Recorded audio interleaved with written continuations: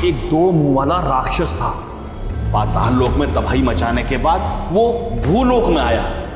भूलोक में उसने एक लाल परी को देखा। लाल परी अपने माँ बाप की इकलौती लाडली थी। वो राक्षस लाल परी की सुंदरता पर मोहित हो गया और उसे जबरदस्ती अपने साथ ले गया और कैद कर लिया। वो राक्षस लाल परी को बहुत सताता था। लाल परी सबसे मदद की गुहार करती थी, लेकिन लाल परी की मदद कौन करता? नमस्कार, मैं सोनाली कुलकर्णी। क्राइम पेट्रोल सतर्क के इस नए अध्याय में आपका स्वागत करती हूँ। असल जिंदगी में टाइम लैप्स नहीं होते। दर्द का हर एक पल तिल तिल कर जीना पड़ता है और ये कहानी तिल तिल मरती उन जिंदगियों की है जिनके साथ हुए अन्याय का सफर ही इतना लंबा था कि सोचना मुश्किल था उनके न्याय का सफर कब शुरू होगा। 7 साल से यही सुन रही हूँ, मिलेगा तो बता देंगे, मिलेगा तो बता देंगे। कब मिलेगा मेरा पोता मेरे मरने के बाद? ये केस तब अस्तित्व में भी नहीं था जब 10 वर्षीय डिम्पी और चिंटू अपनी शरारतों का एक पंचतंत्र सा लिख रहे थे। शर्त लगा सकता हूँ, ऐसा तू नहीं कर सकती। करके दिखा दिया तो। दुनियादारी की उलझनों से आजाद उन बच्चों की आंखों में उमड़ते उत्साह के बादल कब चक्रवर्ती तूफानों में बदल गए पता भी नहीं चला। किसी को भनक ही नहीं हुई और ऐसी बिजलियां कौंधी जिसने विचलित कर देने वाली दास्तां लिख डाली। और ये केस इंडियन क्राइम हिस्ट्री का rarest of the rare case में से एक कहलाया गया।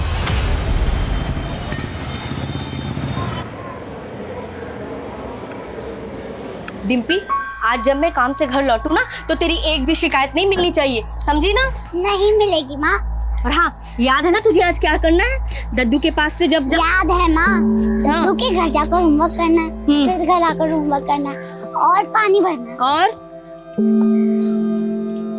और चिंटू से बात नहीं करनी है। शाबाश, होमवर्क करके सीधे घर आ जाना। शाम को मिलते हैं, जा।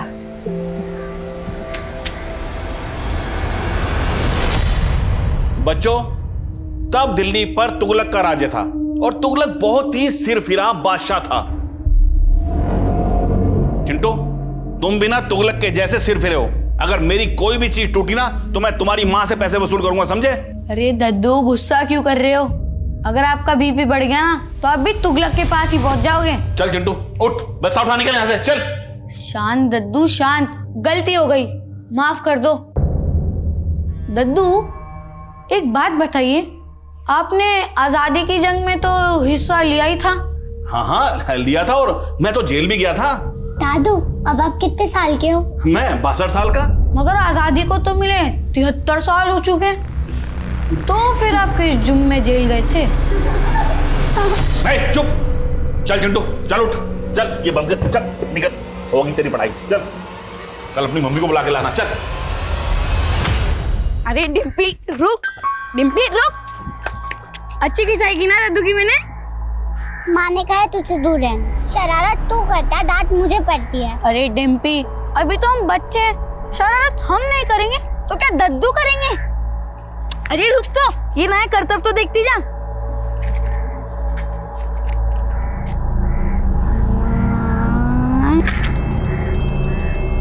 शर्त लगा सकता हूँ, ऐसा तू नहीं कर सकती।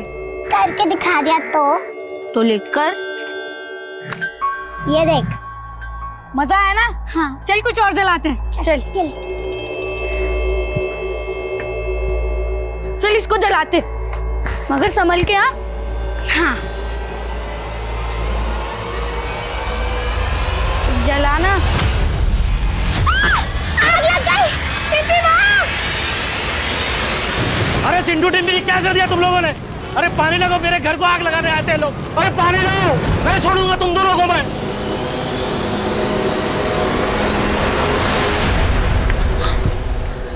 माँ सही कहती थी, मैं ही बेवकूफ हूँ जो तेरी बातों में आ गई। अरे तू टेंशन क्यों ले रही है? 1-2 दिन में सबका गुस्सा शांत हो जाएगा। बस हमें तब तक घर से दूर रहना होगा। घर से दूर? गए तू? हम कहाँ रहेंगे? ये पूरी बात तो सुन, मेरे पास एक सॉलिड प्लान है। सीतापुर चलते हैं। सीतापुर? सोच, घर जाएंगे तो मार मिलेगी और सीतापुर जाएंगे तो क्या क्या मिलेगा। तुझे सीतापुर का रास्ता पता है? हाँ, लखनऊ की बस पकड़ के फिर थोड़ा चलना है, आ गया सीतापुर। उसके लिए पैसे भी तो चाहिए।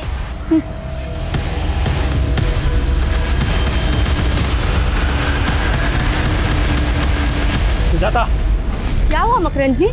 तेरी बेटी डिम्पी और नालायक चिंटू की वजह से आज मेरा घर जल जाने वाला था। डिम्पी की तरफ से मैं आपसे माफी मांगती हूँ। सुजाता, गलती तुम्हारी भी है, तुम्हारी बेटी की भी है। मानता हूँ बिन बाप की बच्ची है, लेकिन उसे संस्कार देना तुम्हारी भी जिम्मेदारी है। मैं बहुत शर्मिंदा हूँ मकरंद जी, माफ कर दीजिए हमें। माफी मांगने से काम नहीं चलेगा, तुम्हें नुकसान की भरपाई करनी होगी। आज इस डिम्पी को ना मैं छोड़ूंगी नहीं। डिम्पी!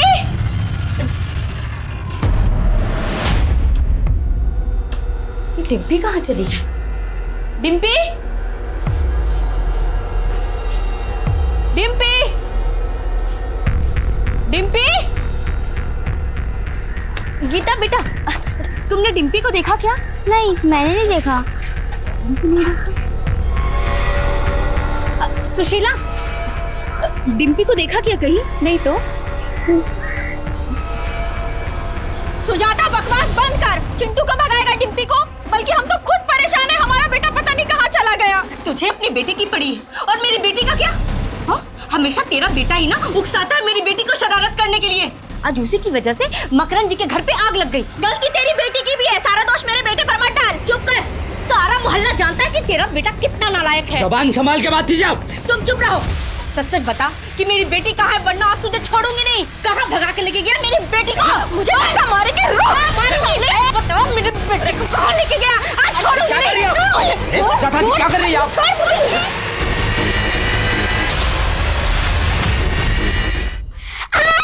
बचाओ! बचाओ! बचाओ मुझे कोई! बचाओ! बचाओ, कोई है? कोई है? बचाओ!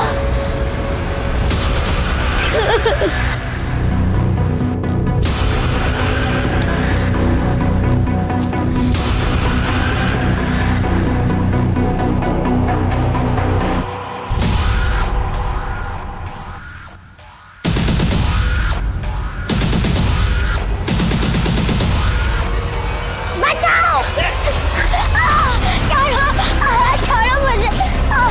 छोड़ो मुझे! छोड़ो मुझे!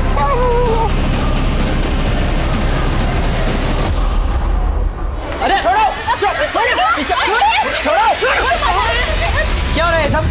साहब, इसका बेटा मेरी बेटी को भगा लेके गया। साहब, ये झूठ बोल रही है, मेरे बेटे ने कुछ नहीं किया। ये औरत गई है। देखिए साहब, इसने देखिए कैसे नाखून मारे हैं मुझे। मेरा बेटे सर, आप यहाँ? मैं राउंड पे आया था। इतने यहाँ भीड़ इकट्ठा क्यों है? ये दोनों झगड़ा कर रही थी। साहब, सारा कसूर इसके बेटे का ही है। पता नहीं मेरी बेटी किस हाल में होगी। साहब, ये झूठ बोल रही है। शांत हो जाइए, शांत हो जाइए, शांत हो जाइए। देखिए, इस वक्त आप दोनों एक ही मुश्किल से गुजर रहे हैं। आप दोनों के बच्चे लापता हैं। एक दूसरे पे इल्जाम लगाने से अच्छा होगा एक दूसरे का सहारा बनिए। राजेश, मनीषा, मोहल्ले में ढूंढो इनके बच्चों को, यहीं कहीं होने चाहिए। Okay sir. ये देखो, इन दोनों बच्चों का नाम चिंटू और डिम्पी है। मैंने देखा ही नहीं आसपास। जी नहीं सर, नहीं देखा। बेटा, इंस्पेक्टर ज्वाला प्रसाद कहाँ है? ज्वाला प्रसाद? इस नाम का तो कोई भी इंस्पेक्टर नहीं है यहाँ पर माँ जी। नहीं बेटा, है। मैं उन्हें यहीं कई बार मिली हूँ, इनको पता है। अरे माँ जी, आप? माँ जी, इंस्पेक्टर ज्वाला प्रसाद तो कुछ महीने पहले रिटायर हो गए। क्या? अब मैं क्या करूंगी? उन्हीं का सहारा था कि वो मेरी मदद करेंगे। क्या करूं? माँ जी, आप शांत हो जाइए, बैठिए प्लीज, बैठिए। क्या हुआ बच्चे, आप रो क्यों रही हैं? राजेश, कौन है? सर, ये राधिका प्रसाद जी। 7 साल पहले इनका पोता लक्ष्मण कहीं खो गया था, आज तक नहीं मिला। मेरे बुढ़ापे का वही सहारा था। पिछले 7 साल से उसे देखने के लिए आके तरस गई। पता नहीं अब कभी उसे देख पाऊंगी या नहीं। अजी, आप चिंता मत कीजिए, हम आपके पोते को ढूंढ निकालेंगे। आप ना, आप मुझे अपनी बात शुरू से बताइए। लक्ष्मण फरीदाबाद में नौकरी करता था। दादी जी, आपके लक्ष्मण का फोन है, नीचे बात कीजिए। ला दे, इसे पकड़। हाँ बेटा लक्ष्मण, कैसा है तू? दादी, आप खुद आके देख लो ना कैसा हूँ मैं। मुझे आपकी बहुत चिंता होती है। आप इस उम्र में अकेले कैसे रह पाती होगी? इससे तो अच्छा आप मेरे साथ रहो ना। अरे बेटा, तेरी कोई बात टाली है जो अब टालूंगी? तो आप अपना सामान बांध लो, मैं टिकट भिजवा रहा हूँ और विजय से कह दूंगा, वो आपको फरीदाबाद की ट्रेन में बिठा देगा और मैं यहाँ स्टेशन पे पिक करने आ जाऊंगा। पर वो आया नहीं। मैं 2 घंटे तक स्टेशन पे उसकी राह देखती रही। उसने अपने घर का पता भी दिया था मुझे, पर वहां ताला लगा था। आस पड़ोस वालों को भी नहीं पता कि लक्ष्मण कहाँ गया। इस सबको 7 साल गुजर चुके हैं। हाँ बेटा, अगर मेरा पोता लक्ष्मण जिंदा है तो एक बार उसकी शक्ल दिखा दो, और अगर मर गया तो उसकी। मैं मानता हूँ 7 साल एक लंबा अरसा होता है, ये काम इतना आसान नहीं है, लेकिन हमें करना है। लक्ष्मण प्रसाद मिसिंग केस की फाइल निकालो। Okay sir.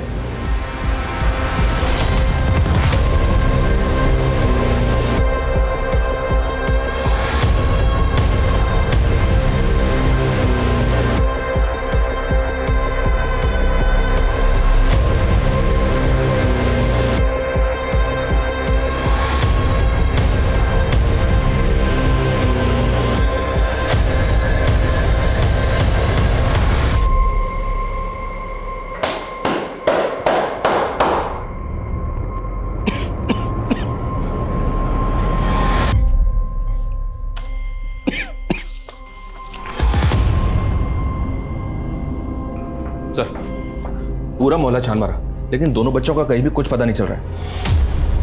हो सकता है सर दोनों बच्चे डर के भागकर कहीं छिप गए। कहीं छिप गए होंगे तो ढूंढ निकालो उन्हें। 10-11 साल के तो बच्चे हैं, कितने दूर गए होंगे? सर, ये दोनों बच्चे काफ़ी शरारती थे। मेरा मतलब है घर के अंदर पटाखे फोड़ देना, किसी के धुले कपड़ों पर कीचड़ डाल देना, इस तरह की शरारतें वो अक्सर करते रहते थे। इस बार कुछ ज़्यादा ही आगे बढ़ गए। वैसे आग में मकरंद का काफ़ी अनाज जल गया। बच्चों ने गलती की है तो उसकी सजा उनके माँ बाप भी देंगे। हमारा काम है सही सलामत बच्चों को उनके घर वापस लाना। 10-11 साल के बच्चे अकेले घर से बाहर हैं, ये डरने वाली बात है। जितना जल्द हो सके बच्चों को ढूंढो। सर। विकास सर, ये लक्ष्मण प्रसाद मिसिंग केस की फाइल है। इंस्पेक्टर ज्वाला प्रसाद इस केस को देख रहे थे। इंस्पेक्टर ज्वाला प्रसाद से मिलो, इस केस की डिटेल्स लो और लक्ष्मण प्रसाद जिस मोहल्ले में रहता था उस मोहल्ले में लक्ष्मण प्रसाद के बारे में पूछताछ करो। जी sir. Excuse me sir. Hello,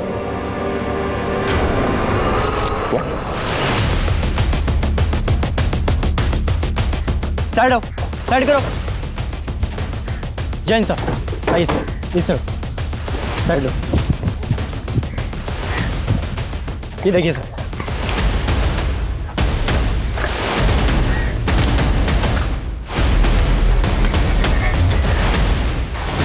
ये तो डिम्पी है सर। अगर डिम्पी यहाँ पर है तो चिंटू भी यहाँ आसपास ही कहीं होना चाहिए। देखो। Okay sir.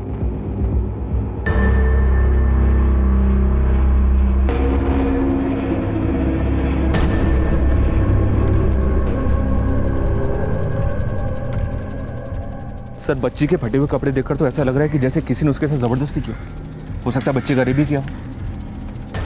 ये जगह डिम्पी के घर से 3-4 किलोमीटर दूर है। इस सुनसान जगह पे डिम्पी अकेली अपनी मर्जी से तो आएगी नहीं। जाहिर सी बात है कुछ जबरदस्ती उसको लेकर आया होगा। Right sir. और अभी तक चिंटू का भी कुछ पता नहीं चला।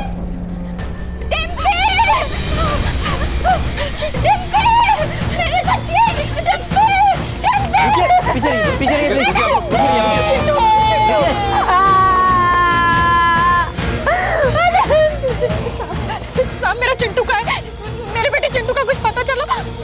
देखिए हमारी टीम ढूंढ रही है, हम जल्दी ढूंढ रहे हैं। मेरा बेटा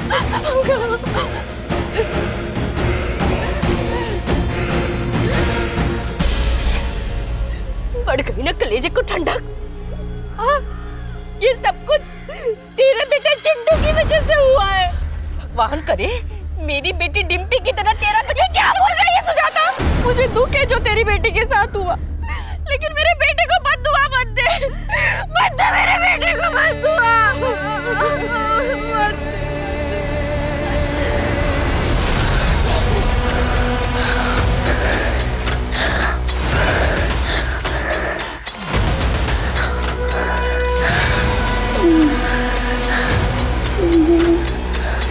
असल जिंदगी अगर एक रिकॉर्डेड वीडियो की तरह रिवाइंड हो पाती तो डिम्पी के साथ हुई दरिंदगी का चलचित्र किसी को भी विचलित कर देता। लेकिन अपनी बेटी की लाश देखकर जो डिम्पी के माँ पे गुजर रही थी, उसी खौफ से चिंटू के घर वाले भी सहमे नजर आ रहे थे। ये सवाल उनका ही नहीं, पुलिस का भी था कि आखिर चिंटू कहाँ था, किस हाल में था। लेकिन इस सवाल से पुलिस अनजान थी कि चिंटू डिम्पी को सीतापुर ले जाने की बात कर रहा था। आखिर सीतापुर में ऐसा क्या था जहाँ जाने के बारे में उन दोनों दोस्तों ने अपने घर वालों को भी नहीं बताया था? क्या उनके साथ हुए गुनाह की कहानी सीतापुर के सफर से जुड़ी थी, या ये किसी और ही गुनाह का सफरनामा था? अंकल, डिम्पी और चिंटू को तो कल मैंने पढ़ाई के बाद इस ओर जाते देखा था। बस एक नजर देखे थे साहब दोनों को। दोनों भागते हुए बल्लभगढ़ रोड की तरफ जा रहे थे। हाँ सर, ये दोनों बच्चे कल यहाँ आए थे, मैंने तो इनसे बात भी किया था। क्या कहा था उन्होंने? सीतापुर? नहीं बच्चा, हमें नहीं मालूम सीतापुर कहाँ पड़ता है। लखनऊ के पास ही है सीतापुर। तुम्हें मालूम है तो एक काम करो, यहाँ से बस पकड़ के लखनऊ चले जाओ, वहाँ से सीतापुर चले जाना। बस कहाँ से मिलेगी लखनऊ की? तुम लोग कहीं घर से भाग के तो नहीं आए हो? नहीं चाचा, हम घर से नहीं भाग के आए, हम तो बस जानकारी के लिए पूछ रहे थे। चल डिम्पी।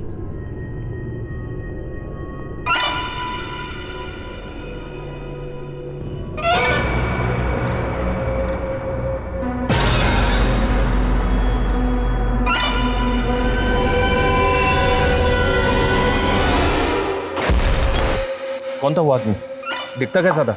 साहब मैंने उसको पहले यहाँ कभी देखा नहीं था। हाँ, दिखने में थोड़ा लंबा चौड़ा था, उम्र कोई 29-30 साल के आसपास रही होगी। तुम्हें शक्ल ठीक से आता है उसकी? स्केच बनवा सकते हो उसका? नहीं साहब, मैं उसका चेहरा तो नहीं बनवा सकूंगा। हाँ, लेकिन देखूंगा तो पहचान जाऊंगा। उसकी साहब मैं आवाज़ भी सुनूंगा ना तो भी पहचान जाऊंगा, क्योंकि वो कुछ शब्द जो है ठीक से बोल नहीं पाता था। एक कप चाय देना।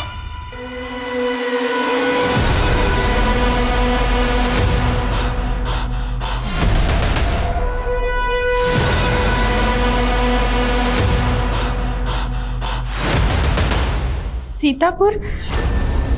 नहीं साहब, सीतापुर में तो हमारा कोई रिश्तेदार नहीं रहता। सीतापुर क्यों जाएगी मेरी डिम्पी? जरूर वो चिंटू ही ना उसे बहला फुसला कर ले गया होगा। सुजाता जी, आपकी किसी के साथ कोई दुश्मनी? एक विधवा हूँ, पापड़ के कारखाने में काम करके अपनी बेटी को पाल पोस रही थी। मेरी किसी से क्या दुश्मनी? सर, डिम्पी की पोस्टमार्टम रिपोर्ट आ गई सर। पहले उसका रेप हुआ, उसके बाद गला घोटकर उसे मारा गया। डिम्पी की बॉडी में कुछ ऐसा मिला जिससे डीएनए कलेक्ट किया जा सके? अभी तक तो कुछ नहीं, पर डिटेल पोस्टमार्टम रिपोर्ट से शायद कोई क्लू मिल जाए। डिम्पी के हाथ में 50 का नोट मिला था। हो सकता है डिम्पी को यह नोट उसी आदमी ने दिया हो जिसने डिम्पी को मारा है। जी सर, नेबर से बात की, लेकिन कोई कुछ बताने के लिए तैयार नहीं है। हालांकि इस बात को सभी जानते हैं कि डिम्पी और चिंटू की शैतानियों ने कई लोगों के नाक में दम कर रखा था, और कई लोग तो काफी नाराज भी थे इन दोनों की शैतानियों से। नाराजगी और नफरत में बहुत बड़ा फर्क होता है। क्या किसी को इन दोनों बच्चों से इतनी नफरत थी कि इन दोनों बच्चों को मार दे? विकास, अपने खबरों को एक्टिव करो, उनसे कहो कि मोहल्ले के लोगों से बात करें, बात उगवाएं। जी सर, ऑलरेडी बोल दिया मैंने। लेकिन सर, एक बात मेरी समझ में नहीं आ रही है, ये डिम्पी और चिंटू सीतापुर क्यों जाना चाहते थे? क्योंकि ना तो इनका वहाँ कोई दोस्त है और ना ही कोई रिलेटिव। फिर डिम्पी और चिंटू का सीतापुर से क्या कनेक्शन हो सकता है? हो सकता है चिंटू इस वक्त सीतापुर में ही हो। मैं कुछ सुनना नहीं चाहती। अब ये बताइए कि मेरा पोता लक्ष्मण कब मिलेगा? माँ जी, आप क्यों आ जाते हैं बार बार यहाँ?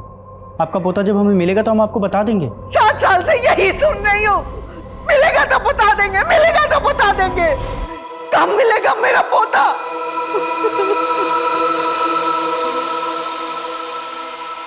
चिंटू को तो हम ढूंढ ही रहे, साथ ही हमें लक्ष्मण प्रसाद मिसिंग केस पर भी ध्यान देना होगा। अपने खबरी नेटवर्क को एक्टिव करो, एटलीस्ट इन्वेस्टिगेशन शुरू तो हो। मेरा पोता मासूम सा बच्चा था, वो पता नहीं कहाँ होगा, किस हाल में होगा। ये रे मेरी 3 रानियां, इससे भारी पत्ते है तो निकाल, वरना सारा माल मेरा। 3 बादशाह। लक्ष्मण तू फिर से हार गया। तुझे ना अभी खेलना नहीं आता है, तू कच्चा खिलाड़ी है।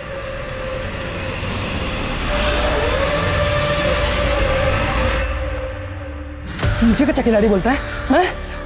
आज के बाद कभी कच्चा खिलाड़ी बोलना मत मुझे, समझा? क्या दादागिरी है? पत्ते के गेम में कट्टे कब से चल गए? लक्ष्मण, कहाँ हो तुम इस वक्त? बहुत नज़दीक सलोनी, बस तुम्हारे पास ही आ रहा हूँ। तुम भैया भी घर पर है। तो क्या हुआ, मेरे साले से डरता हूँ क्या मैं? लक्ष्मण,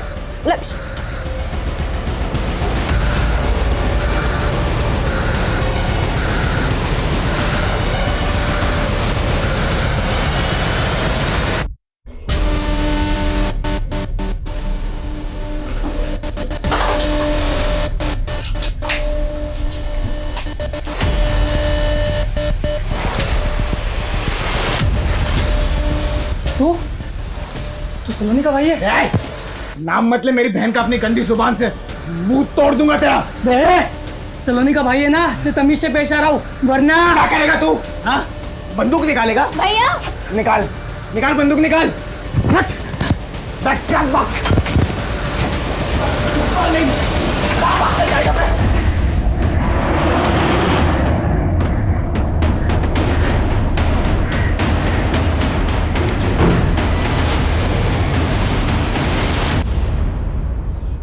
लक्ष्मण प्रसाद साहब, जितना नाम उसका सीधा था उतने ही काम उसके उल्टे थे। एक नंबर का चरसी और जुआरी था। आखिरी बार लक्ष्मण को कब देखा था? इतने साल गुजर गए, अब तो कुछ याद भी नहीं है। बस इतना याद है कि उसने कुछ ना कुछ बड़ा लफड़ा किया था और तब पुलिस भी आई थी उसके बारे में पूछताछ करने के लिए। बस उसके बाद मामला ठंडा पड़ गया और उसके बाद मैंने लक्ष्मण को दोबारा नहीं देखा।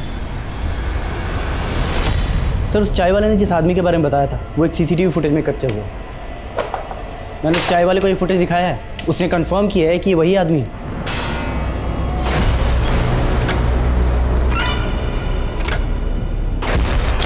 राजेश, इस आदमी की फोटो निकालो, अपने सारे खबरी और थानों में भेजो।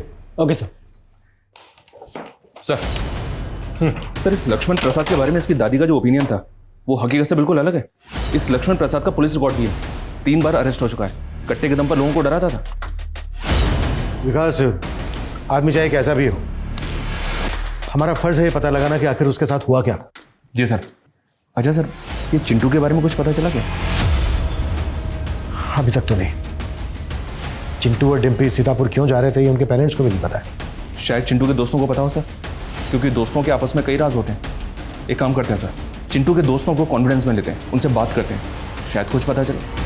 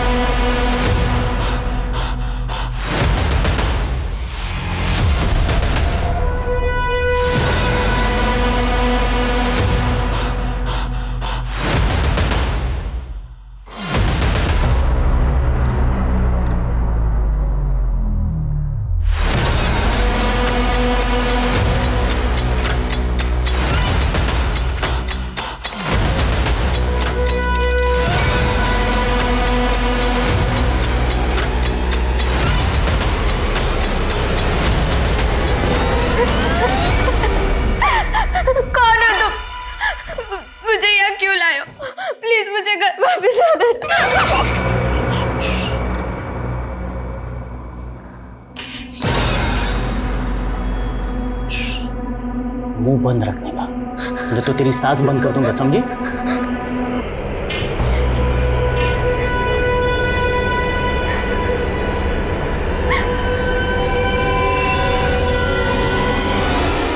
याशी, तुम्हें यूनिकॉर्न के टॉयज पसंद है ना?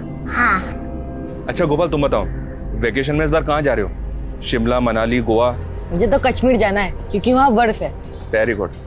अच्छा, एक और जगह है जिसके बारे में मैंने सुना है कि बहुत अच्छी जगह है, वो सीतापुर नाम है उसका। तुम्हें पता है क्या उसके बारे में? हाँ, मुझे पता है सीतापुर। पुरेन दद्दू ने सीतापुर की कहानी भी सुनाई थी।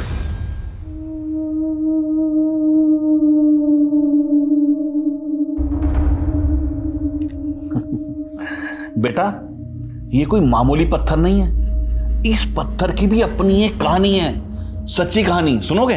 हाँ। चलो बैठो, मैं आपको कहानी सुनाता हूं। सब बच्चों सुनो। एक 2 मुंह वाला राक्षस था। पाताल लोक में उसने बहुत तबाही मचाई।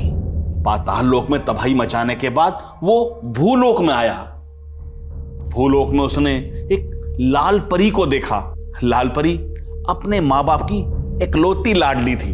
वो राक्षस लाल परी की सुंदरता पर मोहित हो गया और उसे जबरदस्ती अपने साथ ले गया और कैद कर लिया। वो राक्षस लाल परी को बहुत सताता था, मारता था। लाल परी सबसे मदद की गुहार करती थी, लेकिन लाल परी की मदद कौन करता? फिर क्या हुआ दद्दू? अरे फिर क्या होना था? एक रात मैं और मेरा भाई वहां से गुजर रहे थे। हमने लाल परी की आवाज सुनी और उसे छुड़ा दिया।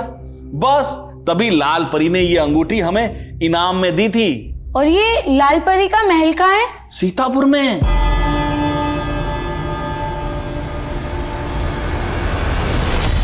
ले खा ले।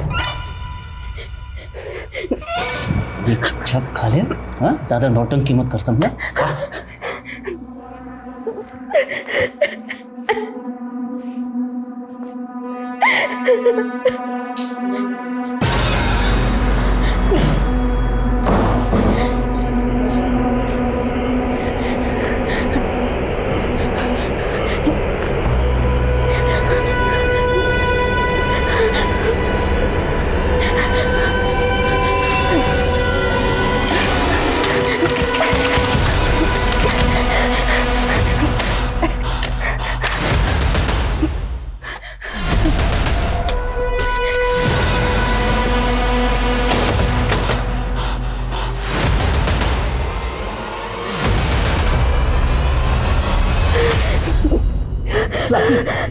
स्वाति बेटा, रो मत बेटा।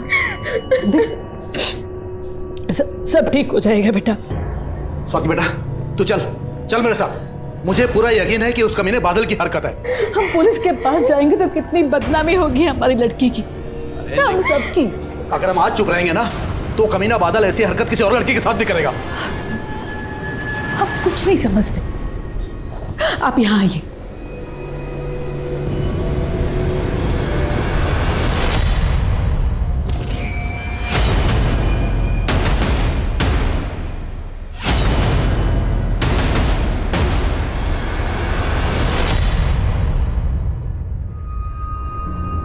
तो स्वाति, उस आदमी ने आपको उनसे बेहोश किया और फिर आपको अगवा करके एक सुनसान जगह पे ले गया और फिर आपको ऐसे ही जाने दिया। उसने आपको किडनैप किया क्यों था? ना तो उसने कोई पैसे की डिमांड की, ना ही कोई ज़बरदस्ती किया। अच्छा ये बताइए, आप उस आदमी को पहचानती हैं? कोई बॉयफ्रेंड है तुम्हारा? सर ये क्या बोल रहे हैं आप? माफ़ कीजिए लेकिन पूछना पड़ता है। ये आज के 5G जनरेशन के बच्चे हैं, वक्त से पहले बड़े हो जाते हैं, इसलिए हमें ऐसे सवाल पूछने पड़ते हैं। देखो स्वाति, हम तुम्हारी मदद करना चाहते हैं। ठीक ठीक सोच के बताओ, उस आदमी ने तुम्हें जिस जगह पे रखा था, तुम्हें पता है वो जगह कहाँ है?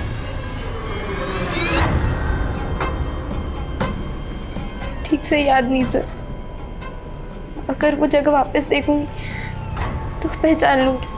दिनेश, इनको साथ में लेके जाओ। जिस एरिया में इनका किडनैप हुआ था वो सारा एरिया चेक करो, कोई सुराग तो मिलना चाहिए। सर मैं भी जाऊंगी स्वाति के साथ। ठीक है।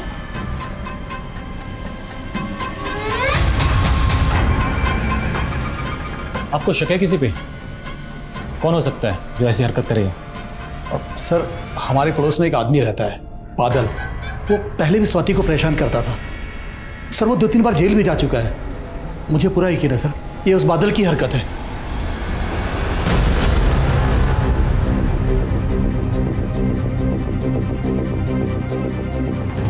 सर इस पूरे दद्दू पे तगड़ा शक है मुझे।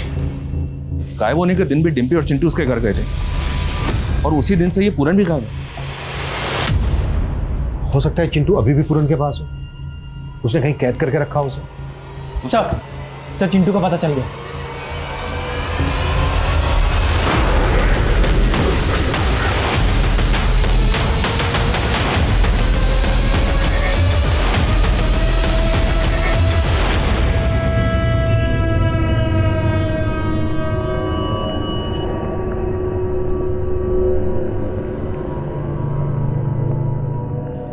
सांसें चल रही हैं सर अभी तक। बच्चे को अस्पताल लेके जाओ जल्दी, क्विक।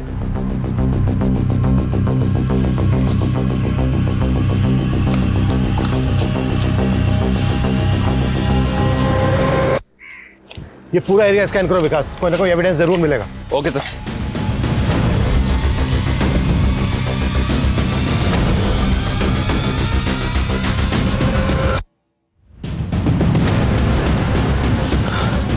सर पूरा एरिया छान मारा, लेकिन अभी तक ऐसा कुछ नहीं मिला है जो हमें इस केस में लीड दे सके। बच्चे को इतने दिनों तक अपने कब्जे में रखा, फिर मरने के लिए यहाँ छोड़ दिया।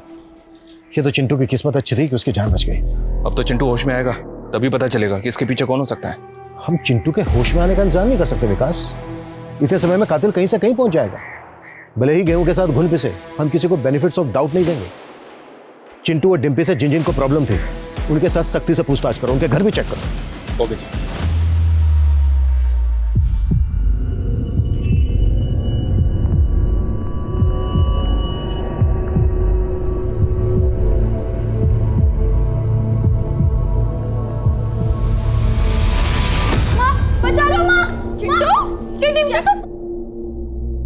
पुनीता आंटी देखो, इसने मेरे डॉल के साथ क्या किया। चिंटू क्या किया ये? जाने दे ना पुनीता, कोई बात नहीं। पर भाभी, इसने मेरी डॉल का नाम भी रखा है। क्या? मूछ परी, मस्त नाम है ना। ऐश परी। आसपास के सभी मोहल्ले के लगभग सारे मकान दिखा चुके हैं हम स्वाति को, मगर अब तक ये बता नहीं पा रही है आखिर इसे रखा कहाँ गया था। सर आप उस बादल को पकड़िए, ये उसी की हरकत है सर। बादल को उठाया हमने, देखते हैं पूछताछ में क्या कुछ उगलता है। वैसे हमें तो शक है आपकी बेटी स्वाति भी कुछ छुपा रही है हमसे।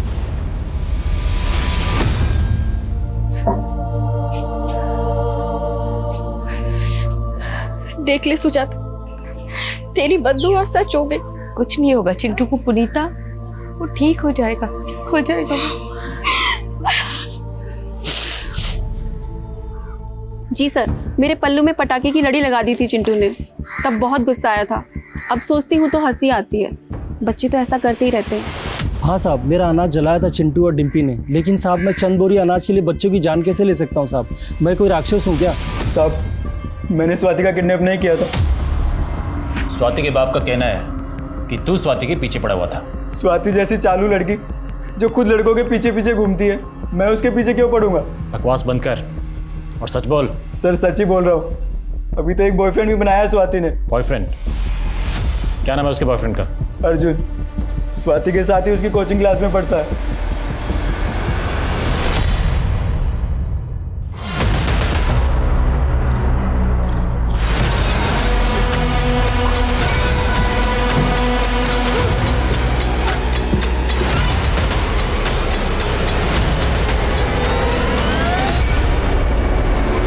लीजिए, आपकी बेटी स्वाति के किडनैपिंग का केस सॉल्व हो गया। ये अर्जुन, आपकी संस्कारी बेटी स्वाति का बॉयफ्रेंड। जिस दिन ये सो कॉल्ड किडनैपिंग हुई थी, स्वाति अपनी मर्जी से इसके पास थी। अर्जुन तू बता, उस दिन ये आई थी तुमसे मिलने की नहीं? हाँ सर, ये मिलने तो आई थी उस दिन, लेकिन उसके बाद हमारी लड़ाई हो गई, चली गई थी वहाँ से। सर आप जैसे सोच रहे हैं सर नहीं। स्वाति, सफाई अपने माँ बाप को देना। आप लोगों की वजह से पुलिस का कितना टाइम बर्बाद हुआ है, एहसास है आपको?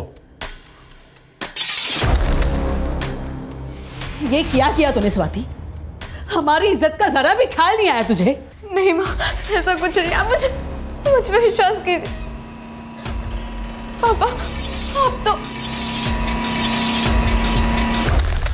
सर चिंटू को सेक्सुअली असॉल्ट किया गया था और डिम्पी की तरह उसके पास से भी 50 रुपए का नोट मिला।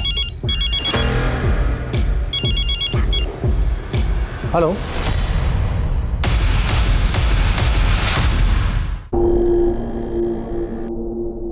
चिंटू बेटा, आपको डिम्पी को कौन आदमी लेकर गया था अपने साथ? पता नहीं मेरे बच्चे को क्या हुआ है। मैंने इसे पूछने की कोशिश की पर उसने कुछ नहीं बताया, वो कुछ नहीं बोल रहा है। अच्छा बेटा ये बताओ, आप दोनों को आदमी कहाँ लेकर गया था? आपके हाथ में ना एक 50 रुपए का नोट था। बेटा किसने रखा था वो नोट आपके हाथ में?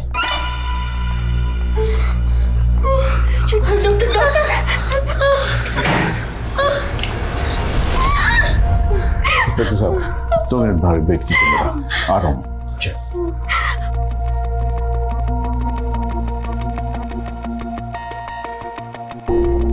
चिंटू को लगातार कई दिनों से सेक्सुअली मोलेस्ट किया गया है, जिसकी वजह से उसके प्राइवेट पार्ट्स में बहुत से जख्म हैं। शरीर के ये जख्म एक बार फिर भी भर जाएंगे, लेकिन उसके दिल और दिमाग पे जो चोट लगी है उसको भरने में काफी वक्त लगेगा। बेहतर होगा इस हादसे से जुड़ा कोई भी सवाल फिलहाल उससे आप ना पूछें। उससे इस केस में आपको फायदा हो ना हो, लेकिन उसके मेंटल हेल्थ को नुकसान जरूर हो सकता है और शायद वो नुकसान परमानेंट भी हो सकता है। ये जो भी कल्प्रिट है सर, आई एम श्योर इसने डिम्पी और चिंटू की तरह कई बच्चों को अपना शिकार बनाया होगा। पूरे चांसेस हैं। इस केस की डिटेल्स आसपास के सभी थानों में शेयर करो और सभी पेडोफिलियस प्रोफाइलिंग वाले हिस्ट्री शीटर्स की लिस्ट बनाओ। Okay sir. सर चिंटू और डिम्पी के मोहल्ले में रहने वाले दद्दू पूरन के बारे में एक इन्फॉर्मेशन मिली है सर। वो अपने आप को एक फ्रीडम फाइटर बताता है, लेकिन असल में वो एक हिस्ट्री शीटर है सर। 3 बार हवालात की हवा खा चुका है सर। हमारे एक खबरी उस्मान ने उसका एड्रेस भी पता लगा लिया। मैं जानता था सर, जब पुलिस डिम्पी और चिंटू की पूछताछ करेगी तो मेरा अतीत जरूर सामने आएगा, इसलिए साहब मैं डरकर भाग गया था। ज्यादा नाटक मत कर। चिंटू और डिम्पी के दिमाग में सीतापुर जाने की बात तो नहीं डाली थी। अपनी पोती की उम्र की बच्ची के साथ तूने रेप किया, मार डाला उसे, तुझे जरा भी शर्म नहीं आई? मैं चाह कर भी ऐसा नहीं कर सकता, क्योंकि बुढ़ापे की वजह से मेरा शरीर खोखला हो चुका है। आप सर चाहो तो मेरा मेडिकल टेस्ट करा सकते हो साहब। साहब मैंने ऐसा कुछ नहीं किया साहब।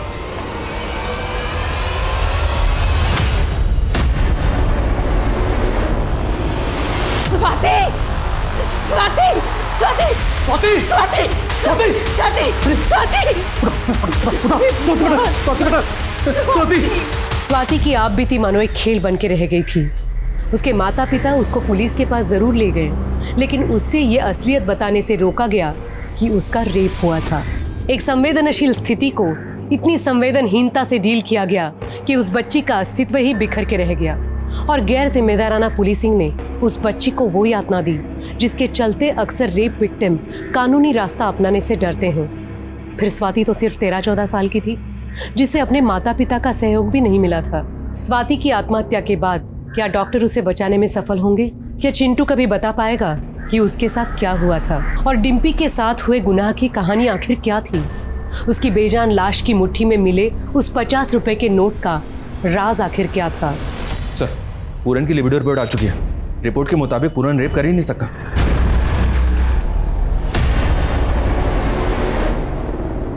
ये देखो, डिम्पी के हाथ में बाइट मार्क था, जिससे फोरेंसिक टीम ने कल्प्रिट का डेंटल मैप रिट्रीव किया है। ये एविडेंस हमें कल्प्रिट तक पहुंचा सकता है। सर चाय वाले का फोन आया था। चिंटू और डिम्पी को जिस आदमी के साथ देखा गया था, उसे उसी एरिया में दोबारा से देखा गया है।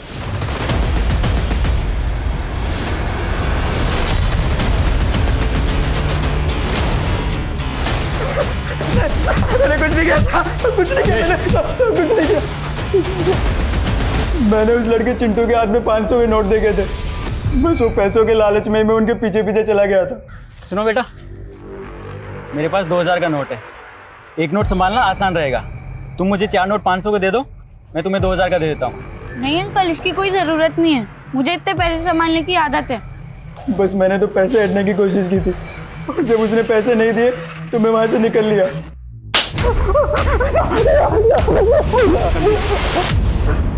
अजेश, कटास! मारो मुझे, मारो और मारो मुझे। मेरी तो सारी किस्मत ही खराब है।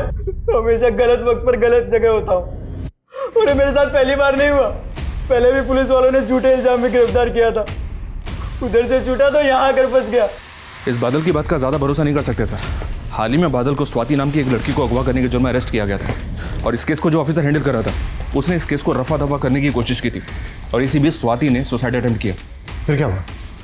सुसाइड अटेम्प्ट करने की वजह से मामला मीडिया में गर्मा गया। अभी इस केस की नए सिरे से जांच चल रही है और सर उस केस में ये बादल मेन सस्पेक्ट था। हमें स्वाति का केस स्टडी करना होगा। अगर दोनों केसेस में कुछ भी कॉमन है तो हम एक साथ 2 केस सोल्व कर लेंगे। पता करो स्वाति की बॉडी पे बाइट मार्क्स थे क्या? अगर थे तो डेंटल इम्प्रिंट निकलवाओ। Okay sir.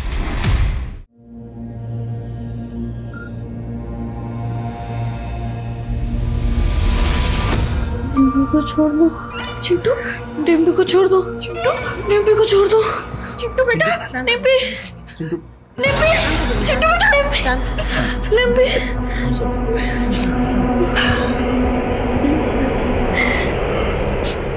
चेतन जी,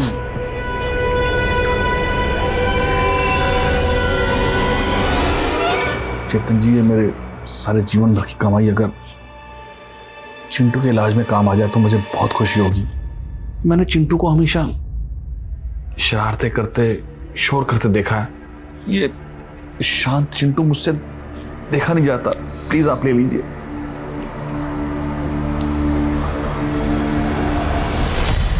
राधिका जी, आपका पोता लक्ष्मण गलत संगत में पड़ गया था।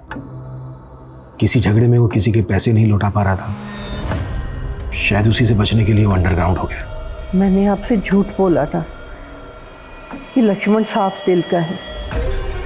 एक नंबर का मतलब ही है मेरा पोता। उसके पास उसके पुरखों की लाखों की जायदाद है और उसके पास तो इतना पैसा है कि वो आराम से कुछ ना करके भी घर बैठे जिंदगी बिता सकता है। फिर ऐसे चुपचाप जिंदगी क्यों बसर करेगा? राधिका जी, आप हमें लक्ष्मण के बारे में और कुछ बता सकती हैं जिससे उसके बारे में पता करने में हमें आसानी हो? उसकी पीठ पे एक चोट का निशान है जो बचपन में उसे लगी थी। मैंने कितनी बार बताने की कोशिश की, लेकिन किसी ने मुझ पर भरोसा ही नहीं किया। तुम्हें जो बताना है हमें बताओ, हम तुम्हारी हेल्प करने के लिए आए। उस आदमी के बारे में, उस जगह के बारे में तुम जो कुछ भी जानती हो, प्लीज हमें बता दो। जिस घर में मुझे किडनैप करके रखा गया था, उस घर के बगल वाले घर से अक्सर लोगों के हंसने की आवाजें आती थी। उस तरह की फिल्मों की आवाजें भी आती थी। उस आदमी ने तुम्हें कुछ पैसे दिए थे स्वाति? हाँ, 50 का एक नोट दिया था। खाने के बॉक्स पर तपन टिफिन सर्विस लिखा हुआ था। ले खा ले।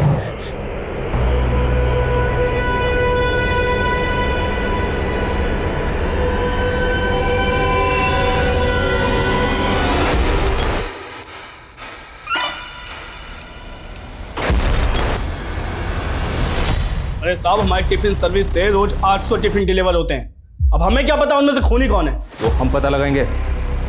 तुम्हारे जितने भी कस्टमर्स हैं ना, सबकी डिटेल्स हमें दो तुरंत, वरना तुम अगला टिफिन लॉकअप में खाओगे। ठीक है साहब। सर, पूरी एरिया का पिछले 7 साल का क्राइम डेटा स्कैन किया। मोलेस्टेशन के 200 केस रिपोर्ट हुए हैं, जिनमें 30 मर्डर शामिल है और 50 से भी ज्यादा विक्टिम आज भी मिसिंग है। ये सारे तो रिपोर्टेड केसेस हैं। ऐसे और भी बहुत से केसेस होंगे जो रिपोर्ट ही नहीं हुए, लेकिन इस सबका तपन टिफिन सर्विस से क्या कनेक्शन हो सकता है? क्योंकि सर, इन सभी जगहों पर जहाँ मोलेस्टेशन हुआ है, वहाँ पर ये तपन टिफिन सर्विस ही डिलीवरी करता है। जहाँ जहाँ पर तपन टिफिन की डिलीवरी होती है, उन सारी एरियाज पर नजर रखो। जरूरत पड़े तो सारे कस्टमर्स का प्रोफाइल निकालो। आई थिंक हम सही ट्रैक पर जा रहे हैं। जितने भी डिलीवरी बॉय हैं, उन सबकी डिटेल्स निकालो। इससे पहले कि अपराधी किसी और बच्चे को अपना शिकार बनाए, हमें उसे रोकना होगा। Okay sir.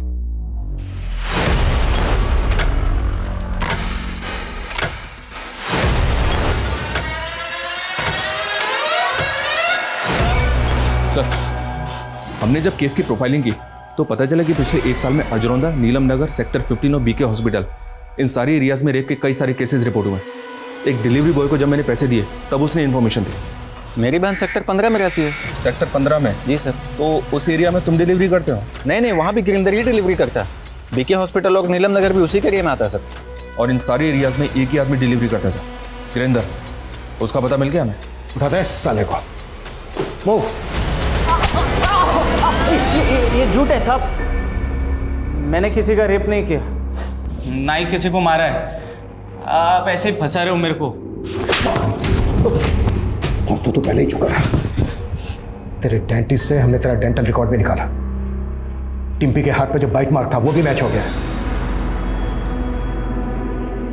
अब तो कबूल नहीं भी करेगा ना, तो भी हम ये अच्छी तरह से साबित कर सकते हैं कि मासूम बच्चों को अपनी हवस का शिकार बनाने वाला वो दैत्य तू ही है। तेरे लिए बेहतर यही होगा कि कबूल कर ले, नहीं तो तेरे सारे दांत तोड़ दूंगा। बताता हूँ। उन बच्चों के साथ मैं ही करता था। पैसे देके उनका मुंह बंद कर देता था ताकि वो किसी के सामने मुंह नहीं खोले। अब जो नहीं सुनते, रोते, गिड़गिड़ाते, जोर जोर से चिल्लाते, उनको मजबूरी में मारना पड़ता था।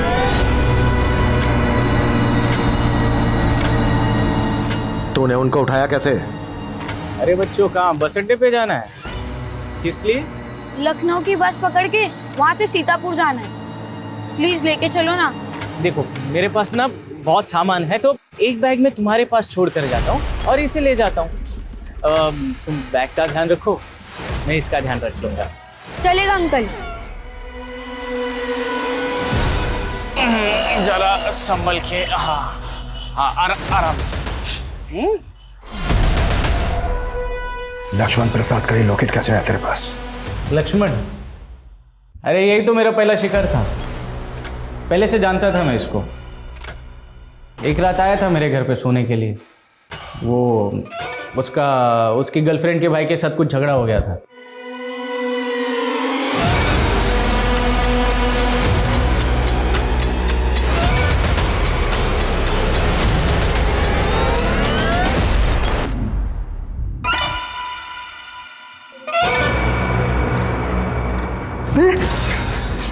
साले क्या कर रहा है? देख मूड बन गया, बिगाड़ मत। हाँ आजा। चल मुझे धक्का देता है? हाँ?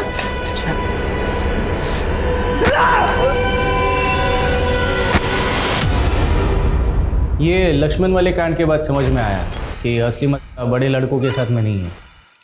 अब तक कितने बच्चों के साथ किया ये सब? कुछ याद नहीं, मतलब कभी गिना ही नहीं। फिर भी 100 बच्चों के साथ किया होगा। हाँ, अब 50-55 को मैंने ऐसे ही जाने दिया करके। 20-25 को मारना पड़ा, और रोने लग गए थे, चिल्लाने लगे थे ना, इसीलिए। राजेश, इसकी चीख मुझे मेरे केबिन तक सुनाई देनी चाहिए।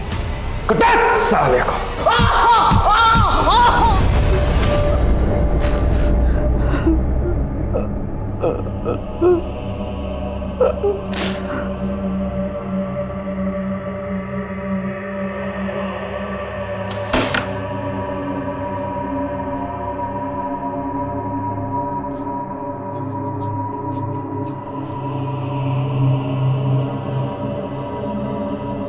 चिंटू बेटा देख, मैंने तेरे लिए तेरे फेवरेट रसगुल्ले बनाए, खा के बता कैसे।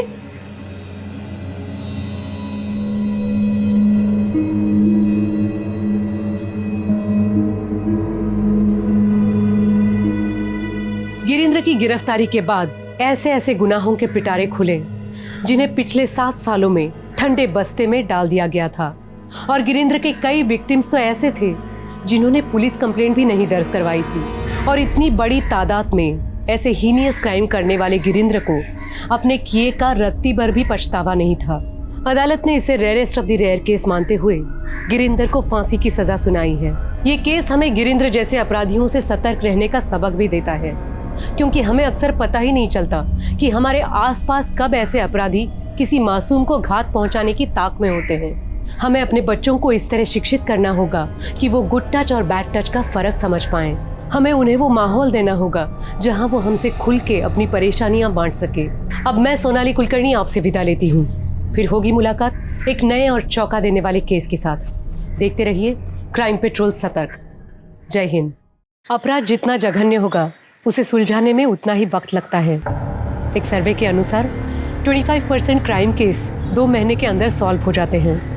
बाकी के 75% क्राइम केस या तो क्लोज हो जाते हैं या तो ठंडे बस्ते में चले जाते हैं। ऐसे क्राइम में क्रिमिनल बहुत चालाक होते हैं और क्राइम करने से पहले ही बचने के रास्ते तैयार रखते हैं। लेकिन विक्टिम का क्या, उनके परिवार वालों का क्या? उनके हजारों सवाल मरने वाले के साथ ही चले जाते हैं। नमस्कार, मैं सोनाली कुलकर्णी आपके सामने क्राइम पेट्रोल सतर्क का एक नया अध्याय लेकर आई हूँ।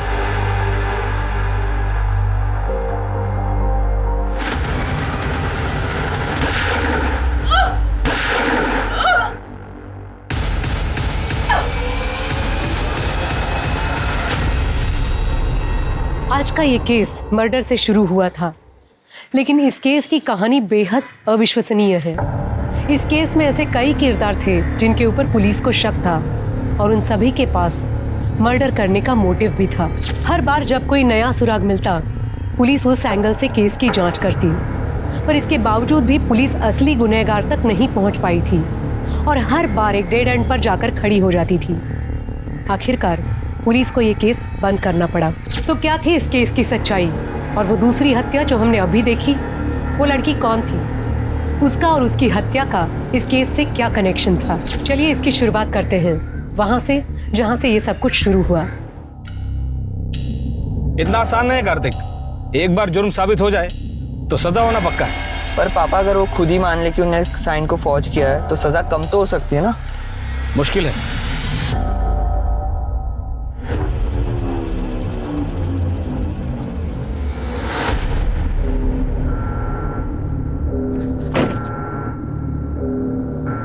पापा पापा जिंदा ही है।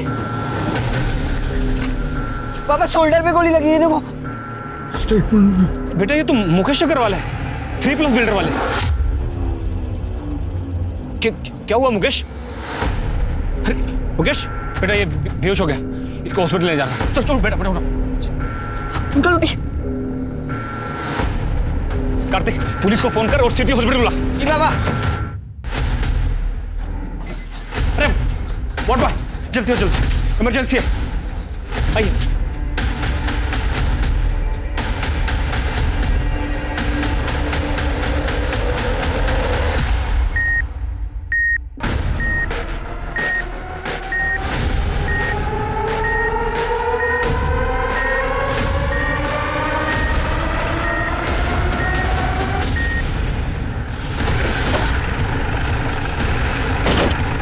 सर मैंने ही आपको फ़ोन किया था। मुकेश जी को हॉस्पिटल लाते वक्त हमने उनका स्टेटमेंट रिकॉर्ड किया, पर इससे पहले कि उनका स्टेटमेंट पूरा होता वो बेहोश हो गए। कहाँ है वो रिकॉर्डिंग? सर स्टेटमेंट रिकॉर्ड करना है। कार्तिक फ़ोन निकाल, फ़ोन निकाल। जी पापा। मेरा नाम कार्तिक ठाकुर है। मैं अपने पापा प्रवेश ठाकुर के साथ MG रोड से जा रहा था। इधर हमें जख्मी हालत में एक आदमी मिला है, वो अपना स्टेटमेंट रिकॉर्ड करना चाहता है। मुकेश बोलो। मेरे पार्टनर सुरेश गुप्ता और नलिन ने मुझ पर ये क्या कह रहे हो मुकेश? सुरेश और नलिन? मैं पैदल जा रहा था, वो लोग रास्ते से आए और मुझ पर गोली चला दी। नलिन ने बड़ी कंपनी से 10 लाख रुपए लोन लिया था, लेकिन जब मैंने उससे पूछा और उसने मुझे जान से मारने की धमकी दी। और सुरेश ने तो इनसे भी भागा। उसने तो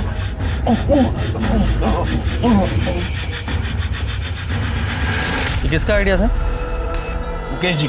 पर सर अगर वो नहीं भी बोलते ना तो मैं उनका स्टेटमेंट जरूर रिकॉर्ड करता अपनी सेफ्टी के लिए। सर ये उनका वॉलेट है, चेक करो। सर हमने उनकी फैमिली को फ़ोन कर दिया है, उनके बेटे और वाइफ आते ही होंगे। गुड। शर्मा और हमें इंस्पेक्टर साहब कैसे हो गया ये सब कुछ? वो ठीक तो है? आप शांत हो जाइए, जरा मेरे साथ आइए।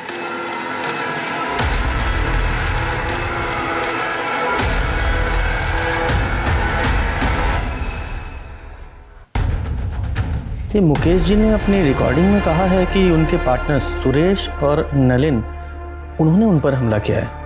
हो सकता है बिजनेस से रिलेटेड कोई प्रॉब्लम हो। आप बता सकती हैं उनका बिजनेस में कोई प्रॉब्लम चल रहा था क्या? इंस्पेक्टर साहब इन्होंने अपने बिजनेस के बारे में कभी मुझसे कुछ डिस्कस ही नहीं किया, और सच कहूं तो मैंने भी कभी उनसे पूछा नहीं। लेकिन ये सुरेश और नलिन, इनके साथ तो इनकी अच्छी पट्टी थी। जहां तक मैं जानती हूँ कोई प्रॉब्लम नहीं थी। कैसे कर सकते हो सर? डॉक्टर साहब अब कैसे है वो? हम पूरी कोशिश कर रहे हैं। प्लीज सर एक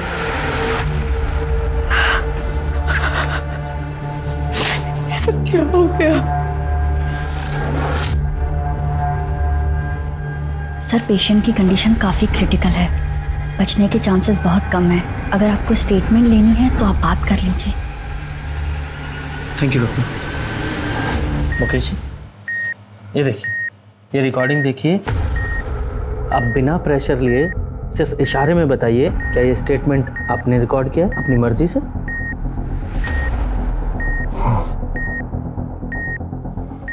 मतलब आपके पार्टनर्स सुरेश और नलिन उन्होंने आप पर गोली चलाई? हाँ, मेरे पार्टनर ने गोली मारी आप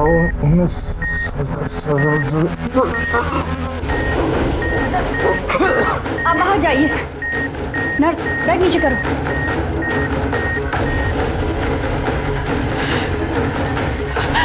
इंस्पेक्टर साहब क्या हो रहा है? कैसे? देखिए आप टेंशन मत लीजिए, ट्रीटमेंट चल रहा है, वो ठीक हो जाएगा। हाँ?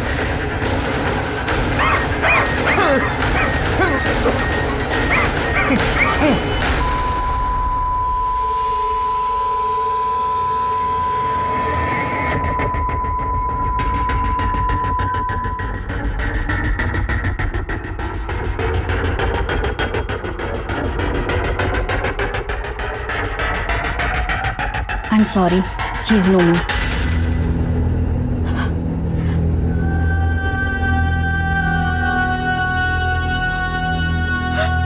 शर्मा, ये बॉडी का पोस्टमार्टम कराओ और सुरेश और नलिन दोनों को अरेस्ट करो तुरंत।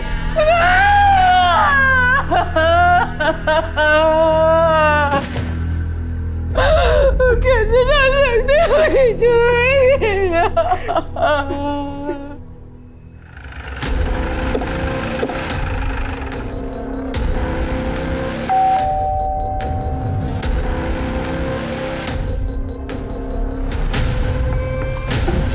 इतनी रात को कौन आया?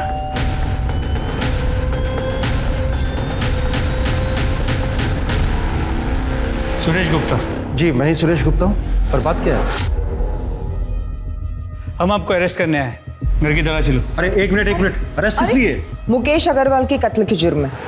क्या? मुकेश का मर्डर? हाँ, अभी कुछ देर पहले ही मुकेश का मर्डर हुआ है एमजी रोड। मरने से पहले उसने तुम्हारा और सुरेश गुप्ता का नाम लिया। गुप्ता, पूरा घर चेक करो। मैडम। सर आपको कोई गलतफहमी हुई है। मेरे पति मुकेश जी को सपने में भी कोई नुकसान नहीं पहुंचा सकते हैं। आपके पास इसके अलावा कोई प्रूफ है कि मेरे पापा ने किया है? आप वारंट लेके आइए। हमें हमारा काम पता है, इन्वेस्टिगेशन के बीच में बाधा मत डाली। मैडम पूरे घर की तलाशी ली, कुछ नहीं मिला और घर में दूसरा कोई है भी नहीं। फैमिली कहाँ है तुम्हारी? मैं बैचलर हूँ, इसलिए अकेला रहता हूँ। चलो। क्या कर रही है? सर रुकिए सर।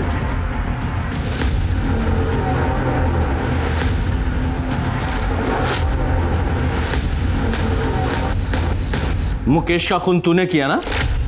बोल बोल। मैंने बताया ना, मैंने किसी का खून नहीं किया। आवाज कम कर, झूठ बोल रहा है तू। वीडियो देखा ना तूने? मरता हुआ आदमी झूठ बोलता है क्या? हाँ? लेकिन सर ये कैसे पॉसिबल है? कल रात को मैं अपने बीवी बच्चों के साथ बर्थडे पार्टी में था। मेरे कजन के बेटे की बर्थडे पार्टी थी रेस्टोरेंट में। हमारे अलावा वहां 30 लोग और भी शामिल थे। आप चाहे तो उन सबसे पूछ सकते हैं। मैंने कहा ना मैं वहां नहीं था। आवाज नीची करके बात कर। अरे मैडम, मैं कल शाम 8 बजे से सुपर स्पेशलिटी हॉस्पिटल में था। मेरे पापा को हार्ट अटैक हुआ है। मैं रात में 1 बजे निकला हूं वहां से और सीधा अपने घर आया हूं। मैंने अपने क्रेडिट कार्ड से हॉस्पिटल की पेमेंट की है, आप चाहें तो चेक कर सकते हैं। मुकेश ने कहा था कि कंपनी का 10 लाख रुपया तूने हड़पा है, उसका क्या? पैसे हड़पने का तो सवाल ही नहीं होता सर। पैसे मैंने नहीं बल्कि मुकेश ने लिए थे, वो भी पूरे 10 लाख रुपए, अपने दूसरे बिजनेस को बचाने के लिए। उसने कहा था कि वो 6 महीने में सारे पैसे लौटा देगा। इनफैक्ट उसने पोस्ट डेटेड चेक भी दिए थे और ये सारे पॉइंट उसने स्टैम्प पेपर में मेंशन किए थे। और तूने ऐसा क्या किया था मुकेश के साथ जो इससे भी बुरा था? सर मैंने कुछ नहीं किया है, इस बात की मैं कसम खा सकता हूँ। हम तीनों पिछले 15 साल से पार्टनर्स हैं और हमारे बीच में कभी झगड़ा तक नहीं हुआ है। इनफैक्ट हम तीनों तो हर सुख दुख में एक दूसरे के साथ कंधे से कंधा मिलाकर खड़े रहे हैं। ये एलीट बिल्डर हम पे दबाव बना रहे हैं कि ये कंपनी हम उन्हें सेल कर दें, तो तुम लोग अपने अपने शेयर निकाल लो। मुकेश हम पार्टनर्स हैं, हम इकट्ठा मिलकर फाइट करेंगे। हाँ मुकेश, हमें कोई नहीं तोड़ सकता। जब तुम लोगों में इतना ही भाईचारा था तो मुकेश ने तुम दोनों पे इल्जाम क्यों लगाया? सर वो मुझे नहीं पता, हो सकता है कि किसी के दबाव में आकर उसने ये बात कही हो। किसके दबाव में? वो मुझे नहीं पता सर, लेकिन सबसे बड़ा प्रूफ ये है कि उस दिन हम दोनों एमजी रोड पर थे ही नहीं। सर सुरेश के बयान को वेरीफाई किया, वो सच कह रहा है। उस रात सच में वो बर्थडे पार्टी के लिए रेस्टोरेंट में गया हुआ था और रेस्टोरेंट के सीसीटीवी कैमरा में वो साफ नजर आ रहा है। रात के 1 बजे वो वहां से अपने बीवी और बच्चे के साथ निकला था, तो सर चांस ही नहीं है कि रात 12 बजे वो एमजी रोड पे। सर परवेश और कार्तिक को लगभग 12 बजे के आसपास मुकेश एमजी रोड मिला था। और उस वक्त नलिन सुपर स्पेशलिटी हॉस्पिटल में था, जहाँ पर उसने अपना क्रेडिट कार्ड यूज़ किया था बिल पे करने के लिए। हमने हॉस्पिटल और बैंक दोनों से वेरीफाई किया, इसलिए ये पॉसिबल ही नहीं है कि वो MG रोड गया। सर एक चांस ये है कि किसी कॉन्ट्रैक्ट किलर को यूज़ किया। हाँ, लेकिन मुकेश ने अपने बयान में साफ साफ सुरेश और नलिन का नाम लिया है कि उन दोनों ने उस पर गोली चलाई है, किसी और ने नहीं, और दोनों के पास बाइक भी है। लेकिन अभी तुम दोनों ने कंफर्म किया कि वो दोनों वहाँ थे ही नहीं। सर हो सकता है ये मुकेश झूठ बोल रहा हो। हाँ, लेकिन एक मरता हुआ आदमी झूठ क्यों बोलेगा? एक काम करो, ये परवेश और कार्तिक, इन दोनों की डिटेल्स निकालो और ये मुकेश की फैमिली के बारे में पता करो। आपस में इनमें कोई प्रॉब्लम चल रही थी क्या? मुकेश के पेरेंट्स तो 10 साल पहले ही गुजर गए थे और मुकेश अपने पेरेंट्स के इकलौते थे। कल रात तुम कहाँ थे? सर मैं अपने कमरे में मूवी देख रहा था और फिर राहुल, राहुल, तेरे पापा को गोली लग गई है। क्या? हाँ, हॉस्पिटल से फोन आया, चल जल्दी से। मैं तो बस किचन का काम खत्म करके सोने ही जा रही थी, अचानक कार्तिक का फोन आया कि हॉस्पिटल आ जाओ। मेरी तो कुछ समझ में ही नहीं आया। मुकेश तो डिनर करके बाहर वॉक करने गए थे। सुरेश और नलिन को कैसे पता चला कि मुकेश रात को डिनर के बाद बाहर वॉक करने जाने वाला? तो आपको भी लगता है कि सुरेश और नलिन ने मुकेश को मारा है? आपको नहीं लगता इंस्पेक्टर? I mean, मुकेश ने अगर कहा है तो सच ही कहा होगा ना, वो झूठ क्यों बोलेंगे?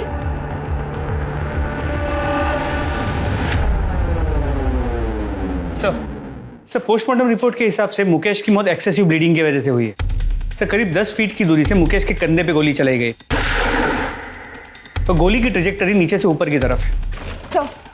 सर हमने सुरेश और नलिन की स्टोरी वेरीफाई की और दोनों के कॉल रिकॉर्ड्स भी चेक किए। कॉल रिकॉर्ड्स में किसी हिस्ट्री शीटर या कॉन्ट्रैक्ट किलर का कनेक्शन नहीं निकला। सर शूटिंग का कोई आई विटनेस भी नहीं है और ना ही कोई CCTV कैमरा उस एरिया में है। रुको, आप ऐसे अंदर नहीं जा सकते। देखिए, मैं 2 मिनट ही बात करना चाहती हूँ, प्लीज। इंस्पेक्टर साहब, मुझे पहचाना ना आपने? मुकेश की वाइफ। हाँ बोलिए। सर मैंने सुना है कि आप नलिन और सुरेश को छोड़ रहे हैं, क्या ये बात सच है? हेलो। हाँ, छोड़ना ही पड़ेगा ना, क्योंकि मुकेश जी का स्टेटमेंट हमारी इन्वेस्टिगेशन के फैक्ट से मैच नहीं करता और उन दोनों के खिलाफ हमारे पास कोई पुख्ता सबूत नहीं है, इसलिए हम उन्हें ज़्यादा दिन कस्टडी में नहीं रख सकते। लेकिन सर आप भी जानते हैं, खून हुआ है मेरे पति का, कुछ भी कीजिए, हाथ छोड़ रही हूँ आपके आगे। जिसने भी मेरे पति को मारा वो को मुझे इंसाफ चाहिए।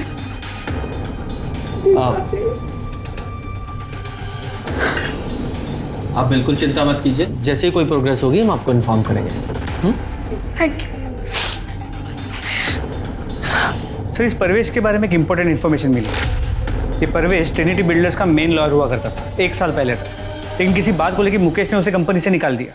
पर ये बात इस परवेश ने हमसे क्यों छुपाई कि वो मुकेश अग्रवाल को जानता था? सर आप जो कह रहे हो बिल्कुल ठीक है, पर पता नहीं उस दिन मेरे दिमाग से कैसे निकल गया कि मैं आपको बताता कि मैं मुकेश जी को जानता था। अरे ऐसे कैसे दिमाग से निकल गया? आप खुद एक लॉयर है ना, आपको कम से कम हमसे नहीं छुपाना चाहिए था, हमसे तो सच्चाई बताते हैं। जी बिल्कुल सही, पर मैं ये भी समझ सकता हूँ कि आपको इसकी वजह से मुझ पर शक भी होगा, पर आपका ये शक बेबुनियाद है। उस रात मैं और मेरा बेटा कार्तिक मेरे क्लाइंट के यहाँ शादी अटेंड करके घर वापस लौट रहे थे पवन बाग से। वहाँ से मेरे घर की दूरी करीबन 10 मिनट की थी, मगर लौटते वक्त एक ट्रक की वजह से पूरा रास्ता जाम था, तो हमने बीच का रास्ता लिया, तो हमें करीबन 15 मिनट लगे और वहीं रास्ते पर हमें मुकेश जी पड़े मिले। और सर मेरे पास वो वेडिंग इनविटेशन कार्ड भी है, ये देखिए सर। आप गनीमत समझिए कि हमने ये वीडियो रिकॉर्ड कर ली, वरना आपको तो हम पर शक होता। अच्छा एक बात बताइए, मुकेश ने आपको अपने कंपनी से क्यों निकाला था? एक्चुअली सर एक डिस्प्यूटेड लैंड था जिस पर 5-6 अलग अलग पार्टीज का हक। मुकेश जी चाहते थे कि मैं इलीगली वो ज़मीन उनके नाम पर करवा दूँ। अरे वो 5-6 लोग हैं, लोअर मिडिल क्लास, उन्हें डरा धमका के भगा दूंगा मैं, वो अपना क्लेम वापस कर लेंगे, तो मैंने उसे तैयार करो। नहीं मुकेश, ये सब इलीगल है, नहीं करूँगा। तो आज के बाद तुम्हारी जरूरत भी नहीं है मुझे, तुम जा सकते हो। सर मुकेश जी ने अपने छोटे से लालच की वजह से 10 साल पुराना रिश्ता 1 मिनट में तोड़ दिया। तो मैंने भी कंपनी छोड़ दी और कभी पलट कर नहीं देखा। सर अगर मुझे ही बदला लेना होता तो मैं इतना लंबा इंतजार क्यों कर, बताइए आप। तो परवेश ने जो कहानी बताई थी वो करेक्ट है। वो लोग उस रात सच में शादी में गए हुए। शादी के वीडियो फुटेज में वो लोग साफ नजर आ रहे हैं। और सर उस रात हाईवे पे सच में ट्रैफिक जैम था जैसे परवेश ने बताया था, इसीलिए उन्होंने अंदर का रास्ता लिया। सर हमने सुरेश और नलिन की स्टोरी वेरीफाई की, सब सच बोल रहे। 6 महीने की इन्वेस्टिगेशन और सभी संदिग्धों पर नजर रखने के बाद भी जब पुलिस के हाथ कुछ नहीं लगा तो पुलिस ने इस केस को बंद कर दिया। पर नियति को कुछ और ही मंजूर था। मुकेश की केस फाइल बंद करने के 6 महीने बाद, यानी कि मुकेश के मर्डर के 1 साल बाद कुछ ऐसा हुआ जिसने ठंडे बस्ते में पड़े मुकेश मर्डर की केस को रीओपन करा दिया।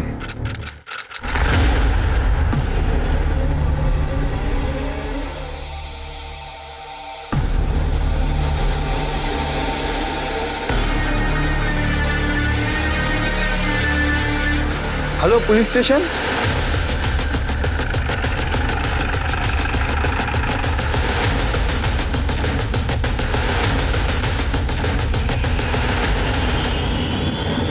पूजा चेक करो सर, जरा आसपास चेक करो।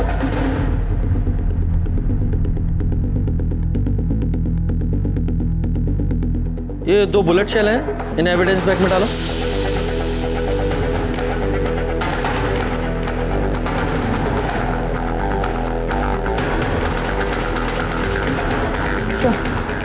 सर एंट्री होल से लगता है कि क्लोज रेंज से 2 बुलेट चलाई गई। और सर शायद इस लड़की की कल या आज मौत हुई है। सर कपड़े देख के लगता है इसके साथ कोई सेक्स या रेप का साइन तो नहीं है। और सर लड़की के पास से ऐसे कुछ नहीं मिला है जिससे इसकी शिनाख्त हो सके। सर जिस आदमी ने हमें बताया था उसने कहा था कि वो एक सेल्समैन है, यहाँ की डिलीवरी के लिए जा रहा था। उसकी बॉडी देख के मैं अपडेट किया था उसको। बंगला किसका है? सर ये तो नहीं पता चल पाया है कि जगह काफ़ी सुनसान है। यहाँ से सबसे नज़दीक जो घर है वो भी 500 मीटर दूर है और वो भी बंद। आसपास की बस्ती में जरा पता करो ये बंगला किसका है। सर ये मोबाइल मिला है, दीवार के पास पड़ा था। हो सकता है ये मोबाइल इस लड़की का हो। इस मोबाइल को लैब में भेजो और अनलॉक कराओ। बॉडी को पोस्टमार्टम के लिए भेजो।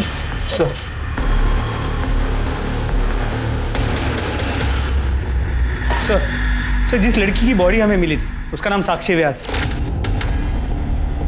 और ये फ़ोन जो उस बंगले में मिला था अनलॉक हो गया। ये फ़ोन उसी का है। सर कॉन्टैक्ट लिस्ट में नाम देखिए। 3+ builders office, Mukesh Agarwal sir, Suresh Gupta sir, Nalin Sukhane. Mukesh Agarwal murder case. हाँ सर, और जिस बंगलों में हमें साक्षी व्यास की बॉडी मिली वो भी 3+ बिल्डर्स के नाम पर ही रजिस्टर्ड है।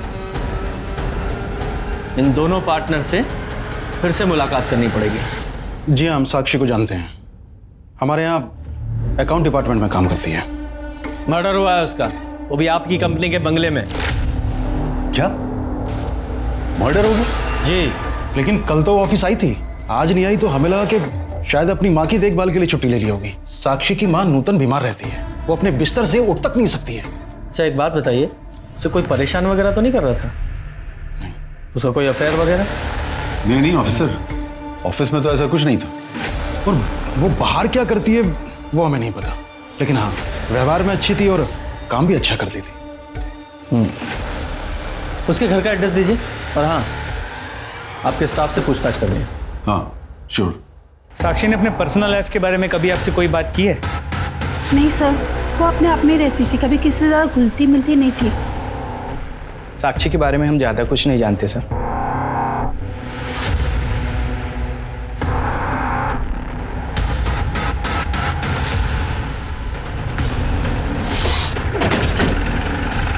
सही है ना?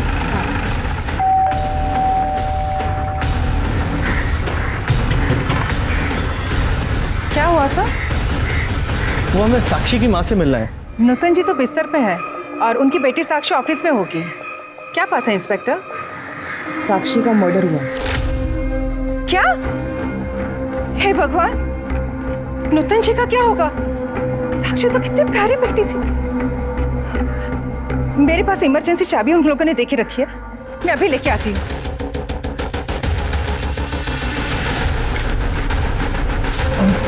सर ऊपर प्लीज।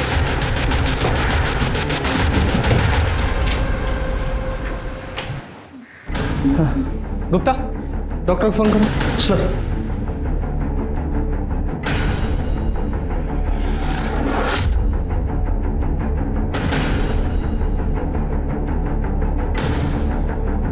पूजा, जरा आस पड़ोस में साक्षी के बारे में पता करो। सर आप आइए। हाँ जी, आप ठीक है? पानी पिएंगे? भगवान साक्षी जैसी बेटी सबको दे। इतना साल से उसकी माँ बीमार रहती थी कि 3 साल पहले उन्होंने बिस्तर ही पकड़ ली, पर साक्षी, उसने कभी हिम्मत नहीं हारी। मैंने तो साक्षी से कहा भी था कि अपनी माँ को ओल्ड एज होम में शिफ्ट कर दी। माँ की सेवा मेरे जैसे और कौन करेगा रंजना आंटी, और जब तक मैं हूँ मैं किसी और से माँ की सेवा क्यों करवाऊँ? क्या साक्षी को कोई परेशान करता था, या फिर किसी से लड़ाई हुई हो, या फिर उसका कोई अफेयर वगैरह? नहीं नहीं मैडम, हमारा मोहल्ला तो बहुत सेफ है, और साक्षी को नूतन जी की सेवा और उसकी नौकरी में से फुर्सत ही कहाँ मिलती थी जो वो कोई अफेयर करे।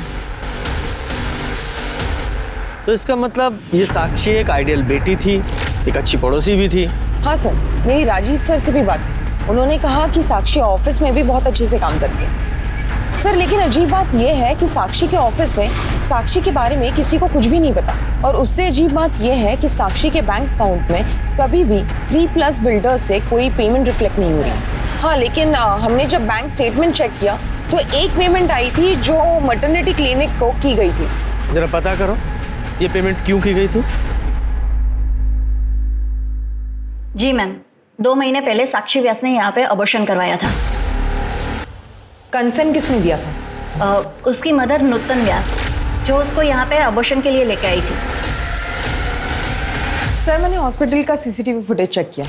जो औरत साक्षी के साथ अबॉर्शन के लिए गई थी वो 3+ बिल्डर्स के ऑफिस की एक एम्प्लॉई है, उसका नाम ज्योति है। ये तुम लोगों की कंपनी में चल क्या रहा है? साक्षी एम्प्लॉय थी ना आपकी, फिर उसके बैंक अकाउंट में एक भी सैलरी डिपॉजिट क्यों नहीं हुई? आप सही कह रहे हैं सर, हमारे पास उसकी सैलरी का कोई रिकॉर्ड नहीं है, क्योंकि उसे सारी पेमेंट कैश में होती थी। क्यों? क्योंकि साक्षी का पूरा पैसा उसकी माँ की दवाइयों और उसके इलाज में जाता था। तो उससे क्या?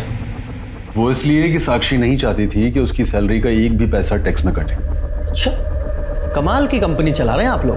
मतलब एक एम्प्लॉय के लिए सारी कंपनी के रूल आप ताक पर रख देंगे। आइए, ये आप ही के एम्प्लॉय है ना?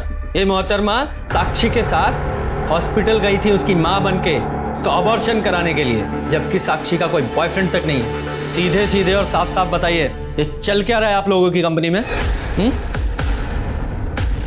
बोलिए।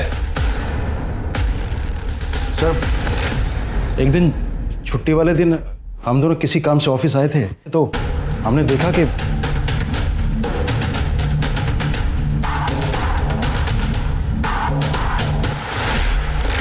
मुकेश ने हमें बताया था कि उसका साक्षी के साथ अफेयर है। इसलिए साक्षी ने जब कैश पेमेंट की बात की तो हम दोनों मना नहीं कर पाए।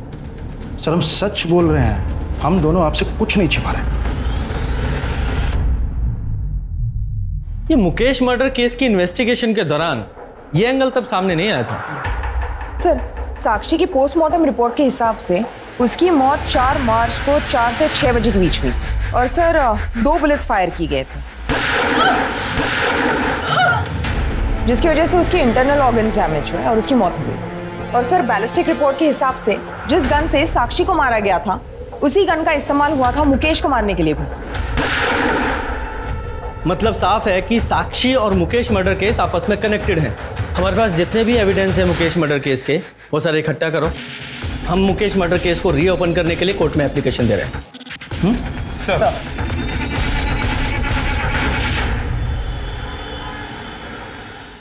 सर कोर्ट ने मुकेश अग्रवाल मर्डर केस को रीओपन करने की मंजूरी दे दी है।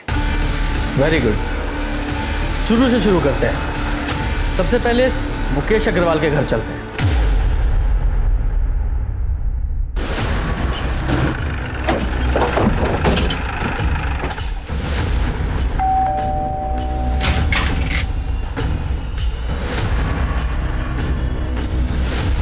अलका अग्रवाल से मिला? नहीं है, बाहर गई है। तुम कौन हो? नीति अग्रवाल, मुकेश अग्रवाल की बेटी। लीजिए, आ गई आपकी अलका मैडम।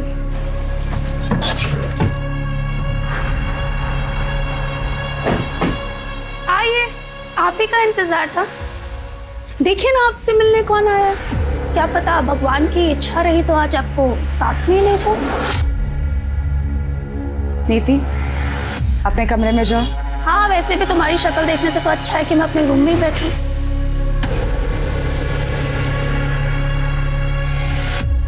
इंस्पेक्टर साहब, नीति के बिहेवियर के लिए मैं आपसे माफ़ी चाहती हूँ।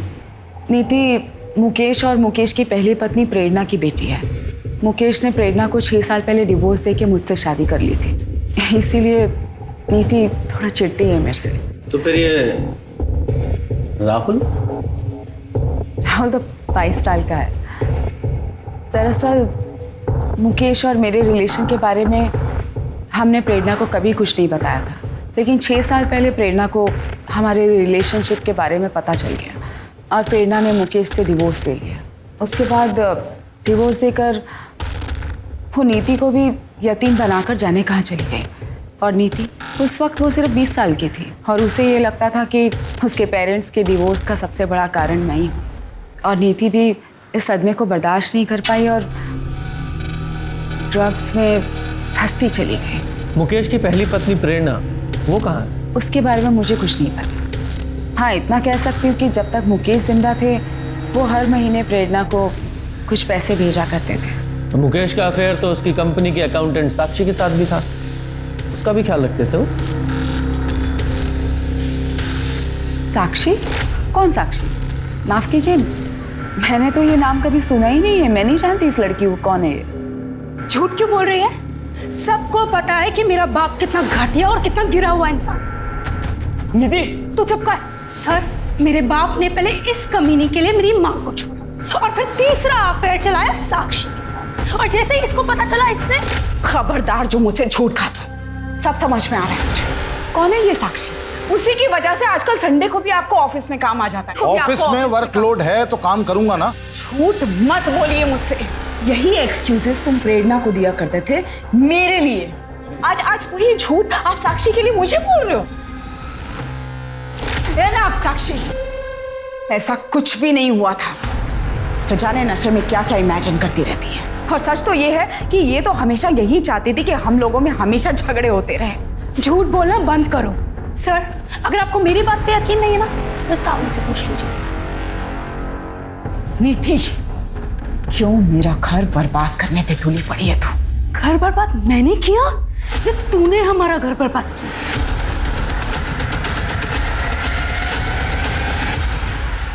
सर मानना पड़ेगा, बड़ी अजीब फैमिली है। शर्मा, इस राहुल और इसकी मालका दोनों पे नजर रखो, और साथ ही इस नीति पर भी, क्योंकि हो सकता है इस नीति ने नफरत, लालच या फिर नशे में ये सब किया हो। इस नीति की CDR लोकेशन और कॉन्टैक्ट डिटेल्स निकालो, जरा पता करो ये नीति मुकेश के मर्डर वाली रात को कहाँ थी, क्योंकि हो सकता है कि नीति और उसकी माँ प्रेरणा ने मिलकर ही मुकेश को मारा हो। इस प्रेरणा से भी मिलना पड़ेगा। साहब, नीति मेरे करीब कभी थी ही नहीं। उसे बिल्कुल पसंद नहीं था कि उसे कोई रोके टोके या उसे ये बताए कि उसे क्या करना है क्या नहीं करना है। यहाँ तक कि उसकी माँ भी नहीं, यानी कि मैं। जब मुकेश ने मुझे छोड़ा तो नीति के इसी बिहेवियर के कारण मुझे नीति को छोड़ना बहुत आसान हो गया था। आपको मुकेश अग्रवाल के मर्डर के बारे में पता है? साहब, ये कैसी बातें कर रहे हैं आप? ऑफ कोर्स पता था।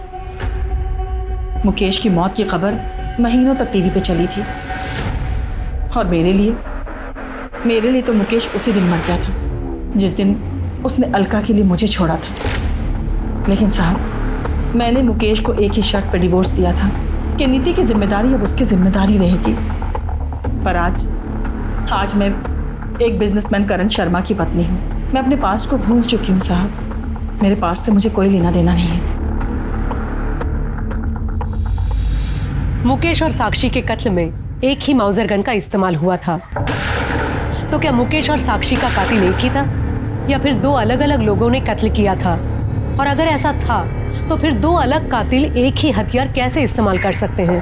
पुलिस के सामने जो तथ्य आ रहे थे उनसे साफ पता चल रहा था कि मुकेश एक दोगले किस्म का आदमी था और उसका कैरेक्टर भी साफ नहीं था। वही तथ्यों से लग रहा था कि साक्षी एक विक्टिम है जिसके साथ गलत हुआ।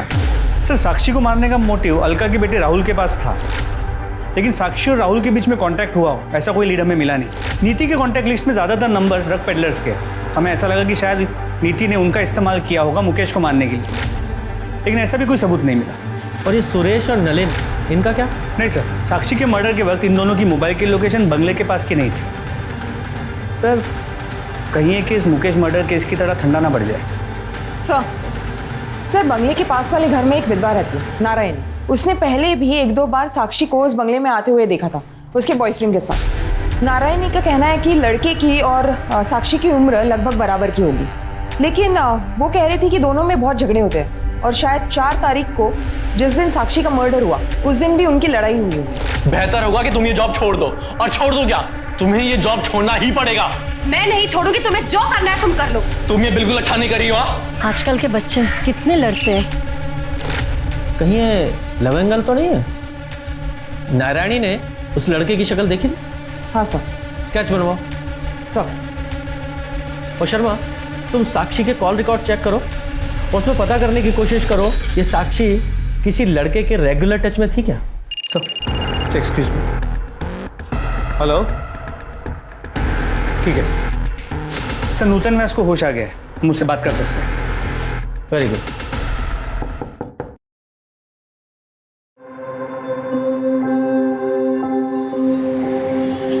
नमस्ते सर, आप लोग? साक्षी कहाँ है? साक्षी ने हमें यहाँ भेजा है। उसने कहा है कि आप घर चलिए, मैं आती हूँ, तब तक आपसे बातें करते हैं। साक्षी के बारे में कुछ बताइए ना। साक्षी तो लगता ही नहीं मेरी बेटी है। उसने माँ की तरह मेरा ख्याल रखा।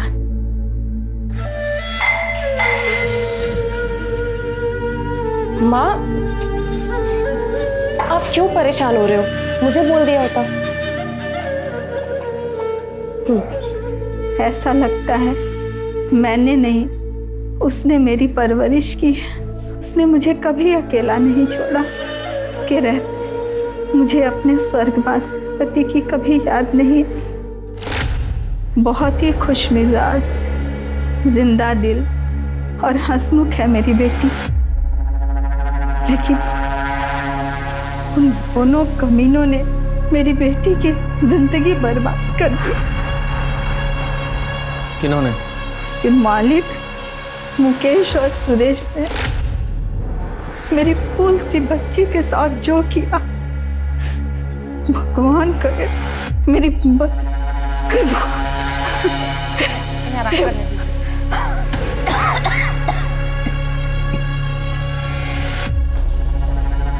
शर्मा, इस सुरेश को अरेस्ट करने की तैयारी करो।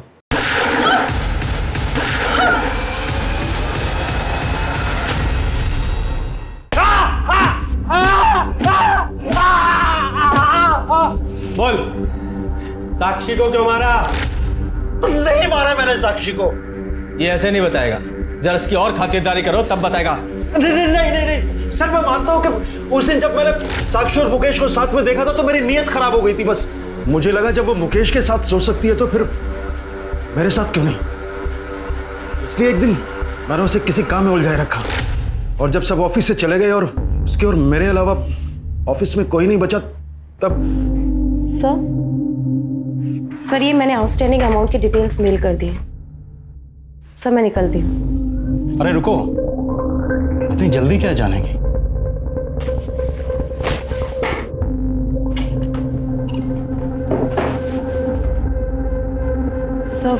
सर मैं ड्रिंक नहीं करती।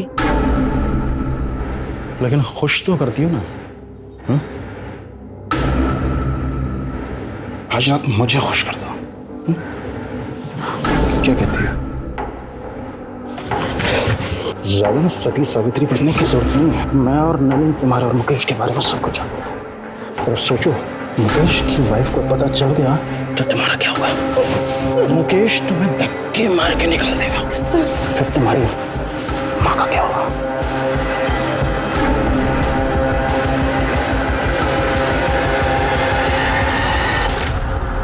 सर मैं मानता हूं कि मैंने साक्षी का कई बार फायदा उठाया है, लेकिन मैंने उसे नहीं मारा है सर।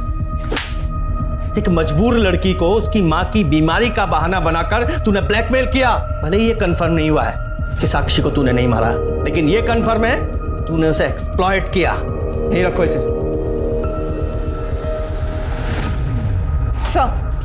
सर नारायणी के हिसाब से यही वो लड़का है जो साक्षी के साथ उस बंगले में आता था। ऐसा लग रहा है देखा है मैंने इसे, पर फिलहाल पहचान में नहीं आ रहा। कहाँ देखा था? साक्षी की सीडीआर को चेक किया। सुरेश के बेटे आर्यन और साक्षी के बीच कई बार बात हुई, और सबसे इंपॉर्टेंट बात यह है कि साक्षी के मर्डर वाले दिन भी आर्यन ने साक्षी को फोन किया था। यस,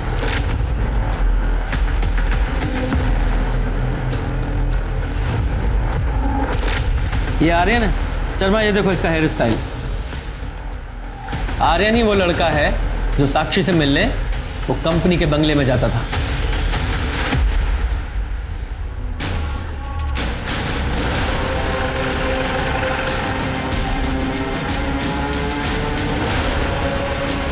एक सेकेंड, पापा ऑफिस में नहीं है और ना ही नलिन अंकल। तेरे पापा तो ऑलरेडी हमारे मेहमान हैं, और अच्छा है नलिन में यहाँ नहीं है, क्योंकि तेरे से सवाल करते तो खामा-खा अड़ंगा लगाता।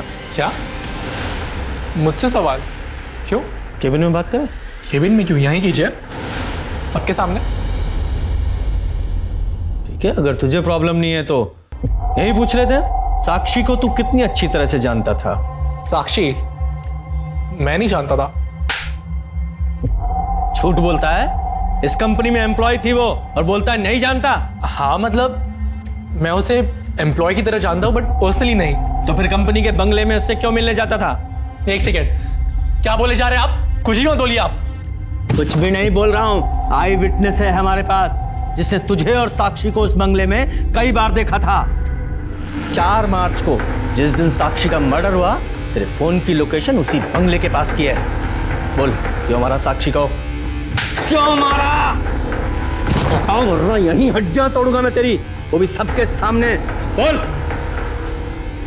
और क्या करता मैं सर? मैंने उस साक्षी को कितनी बार वार्न किया, उससे भीख तक मांगी कि वो मेरे पापा से नहीं मिले, पर वो मेरी एक नहीं सुनती थी। मेरी माँ उसकी वजह से कितना परेशान हो रही थी। नहीं, कहाँ था मतलब? ऑफिस में तो नहीं थे। सारे दिन ऑफिस में रहता हूँ क्या? बाहर मीटिंग्स भी होती हैं। हाँ, ऑफिस में साक्षी के साथ मीटिंग के लिए जगह नहीं मिलती तो बाहर मीटिंग करते हो। पापा, मेरे मामलों से तो दूर है। मतलब वरना क्या? हाँ बोलो, वरना क्या? अरे बात तो पूरी करके जाओ, वरना क्या? ये हमारी घर की हर रोज की कहानी हो गई थी सर, तो हमने सोचा कि हम इस झगड़े को सुलझा देते हैं। तो हमने साक्षी को कंपनी के बंगलों में बात करने के लिए बुलाया। लेकिन मेरी इसमें कोई गलती नहीं है, तुम्हें अपने पापा से बात करनी चाहिए। मैं बेवकूफ नहीं हूँ। ये घटिया काम करिए, तुम अमीर बनना चाहती हो ना? मैं तुम्हें मेरी फैमिली बर्बाद नहीं करने दूंगा। बेहतर होगा कि तुम ये जॉब छोड़ दो। और छोड़ दो क्या, तुम्हें ये जॉब छोड़ना ही पड़ेगा। मैं नहीं छोड़ूंगी, तुम्हें जो करना है तुम कर लो। तुम ये बिल्कुल अच्छा नहीं कर रही हो। लेकिन मेरे लिए यही अच्छा है। मैं तुम्हें तुम्हारी माँ की लाश के लिए पैसे दे दूंगा, लेकिन तुम बस मेरे पापा का पीछा छोड़ दो, बस।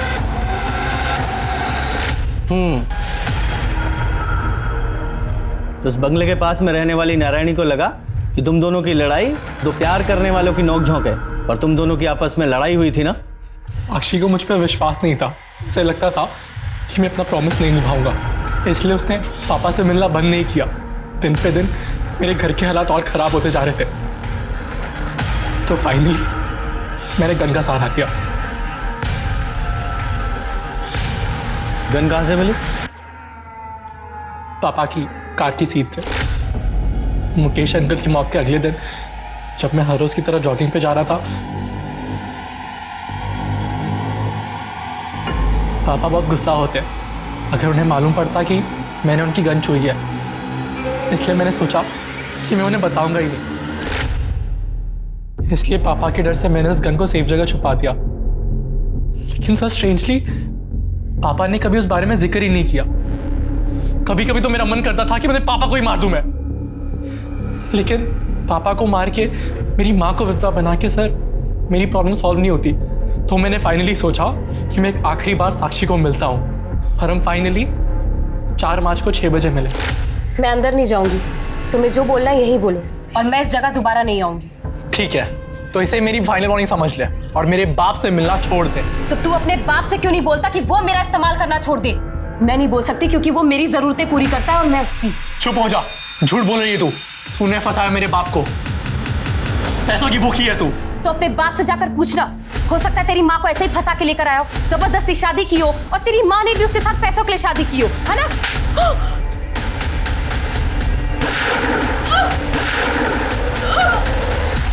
उसे मार दिया, उसका खून बह रहा था। मैं काफी घबरा गया था सर। घबराहट के मारे मैंने उसका फोन दीवार पर फेंक दिया, ये सोचकर कि वो टूट जाएगा।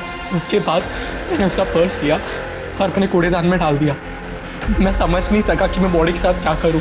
सर मैं किसी गन के बारे में कुछ नहीं जानता हूं, मेरे पास कोई गन नहीं है। झूठ मत बोल, तेरे बेटों को तेरी गन तेरी कार में से मिली थी और फॉरेंसिक से ये साबित हो चुका है कि वो वही गन थी जिससे मुकेश को मारा गया था। अब झूठ मत बोल और सच बता। मैं सच बोल रहा हूं सर, मुझे नहीं पता कि मेरी कार में गन कहां से आई। सर अगर आप मुझे मारना चाहते हैं तो मार दीजिए, लेकिन मैं सच कह रहा हूं, मुझे नहीं पता कि गन कहां से आई।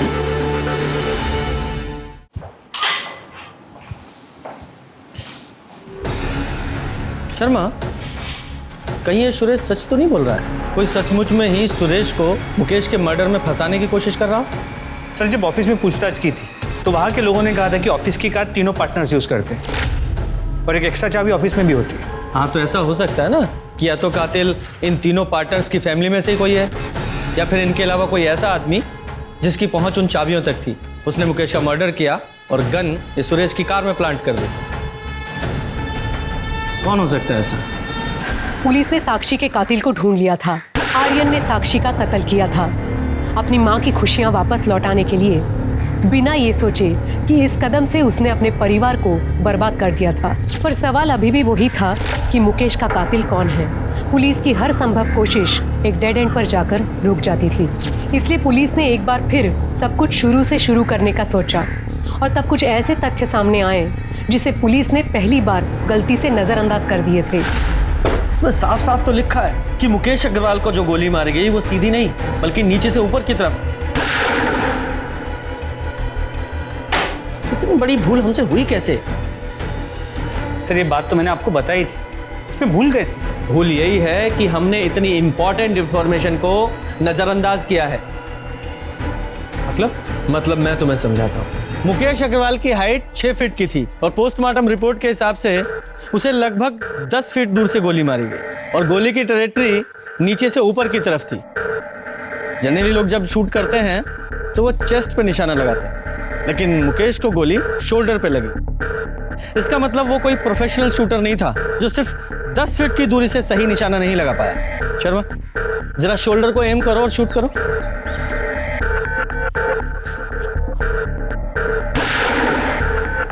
Very good. गुप्ता, अब तुम वहां जाओ और शोल्डर को एम करके शूट करो। सर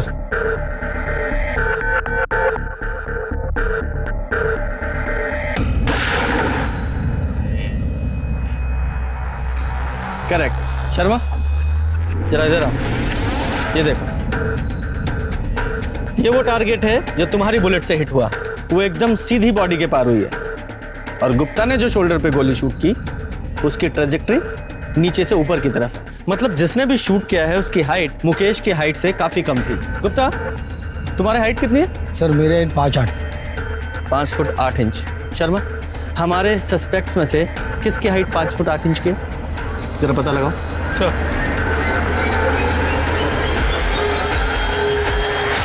मुकेश मर्डर केस के सारे सस्पेक्ट, सुरेश, उसकी पत्नी काजल, उसका बेटा आर्यन, मुकेश की पहली पत्नी प्रेरणा, उसकी बेटी नीति, मुकेश की पत्नी अलका, और वो लॉयर परवेश और उसका बेटा कार्तिक। किसी की भी हाइट मुकेश की हाइट से या तो ज्यादा है या उसके बराबर है या बहुत कम है। किसी की भी हाइट परफेक्ट 5 फुट 8 इंच नहीं है, वो सिर्फ तेरी है। बता, क्यों मारा अपने फादर को? मैंने अपने पापा को नहीं मारा। तो रो क्यों रहा है? उन्हें नहीं मारना था, उन्हें तो बस एक गोली में घायल करना था। मतलब गोली तूने ही चलाई? ये सब पापा का ही आइडिया था। मैं आप पे गोली कैसे चला सकता हूँ? मुझे मारना नहीं है, सिर्फ घायल करना है, ताकि मैं ये इल्ज़ाम सुरेश और नलिन पे लगा सकूं। उन दोनों ने मेरी जिंदगी मुश्किल कर रखी ऑफिस में। एक बार वो दोनों अरेस्ट हो गए ना, पूरी कंपनी हमारी होगी। जिंदगी में इससे बड़ी सिक्योरिटी और क्या होगी? पर साक्षी का क्या? आप उसे छोड़ दोगे ना? हाँ, छोड़ दूंगा उसे मैं। प्रॉमिस? हाँ। पापा ने पूरा प्लान तैयार कर लिया था। मेरे पास सुरेश अंकल के कार की डुप्लीकेट चाबी भी थी और मैं वहां चला गया जहां पापा ने मर्डर का प्लान किया था। ये जगह मैंने इसलिए चुनी है कि यहाँ आधी रात को भी ट्रैफिक होता है। हर 5-6 मिनट में कोई ना कोई कार पास होती है। सिटी हॉस्पिटल सिर्फ यहाँ से 10 मिनट की दूरी पे है। और सबसे बड़ी बात, सुरेश का घर यहाँ से सिर्फ 3 किलोमीटर दूर है। पापा मुझे डर लग रहा है बहुत। कर पाऊंगा क्या? नहीं बेटा, मुझे पूरा भरोसा है, तुम कर लो।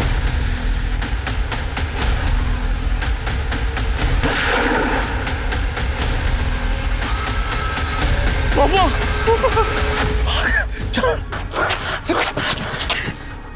पापा ने जैसा सोचा था वैसा नहीं हुआ। बजाय 5-6 मिनट के पहली कार 15 मिनट के बाद आई। पापा दर्द और तकलीफ में थे। उन्होंने मुझे मना किया था कि मैं उनकी मदद ना करूं।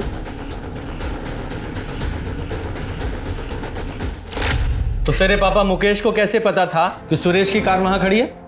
पापा को पता था कि सुरेश अंकल पार्टी जा रहे हैं और वो पार्टी जाकर जरूर ड्रिंक करेंगे। और सुरेश अंकल जब ड्रिंक करते तो अपनी गाड़ी नहीं चलाते। ये मुकेश का लालच ही था जिसने उसकी सोच पे पर्दा डाल दिया था। मुकेश का कातिल खुद मुकेश ही था। मुकेश ने प्लान तो अच्छा बनाया था, पर 10 मिनट की देरी ने उसकी जान ले ली और फिर शूटिंग एक एक्सीडेंटल मर्डर बन गया। पुलिस ने राहुल को अपने पिता के प्लान में साथ देने और फिर शूटिंग के लिए गिरफ्तार किया। मुकेश के प्लान ने बहुत सारे लोगों की जिंदगियां बर्बाद कर दी। अगर पुलिस से इन्वेस्टिगेशन में चूक नहीं हुई होती तो ये केस शायद पहले ही सॉल्व हो जाता, लेकिन इस केस की नियति कुछ और थी। और 1 साल बाद एक और खून होने के बाद पुलिस को न सिर्फ दोनों कत्ल में माउजर गन का कनेक्शन मिला, बल्कि ये केस भी उसके अंजाम तक पहुंचा। लालच बुरी बला है, संतुष्ट जीवन ही सुखी जीवन का मूल मंत्र है। अब मैं सोनाली कुलकर्णी आपसे विदा लेती हूँ। कल फिर मिलेंगे क्राइम पेट्रोल सतर्क जस्टिस रीलोडेड के इस नए अध्याय के साथ। तब तक सुरक्षित रहें, सतर्क रहें और अपने परिवार का ख्याल रखें। देखते रहिए क्राइम पेट्रोल सतर्क। जय हिंद।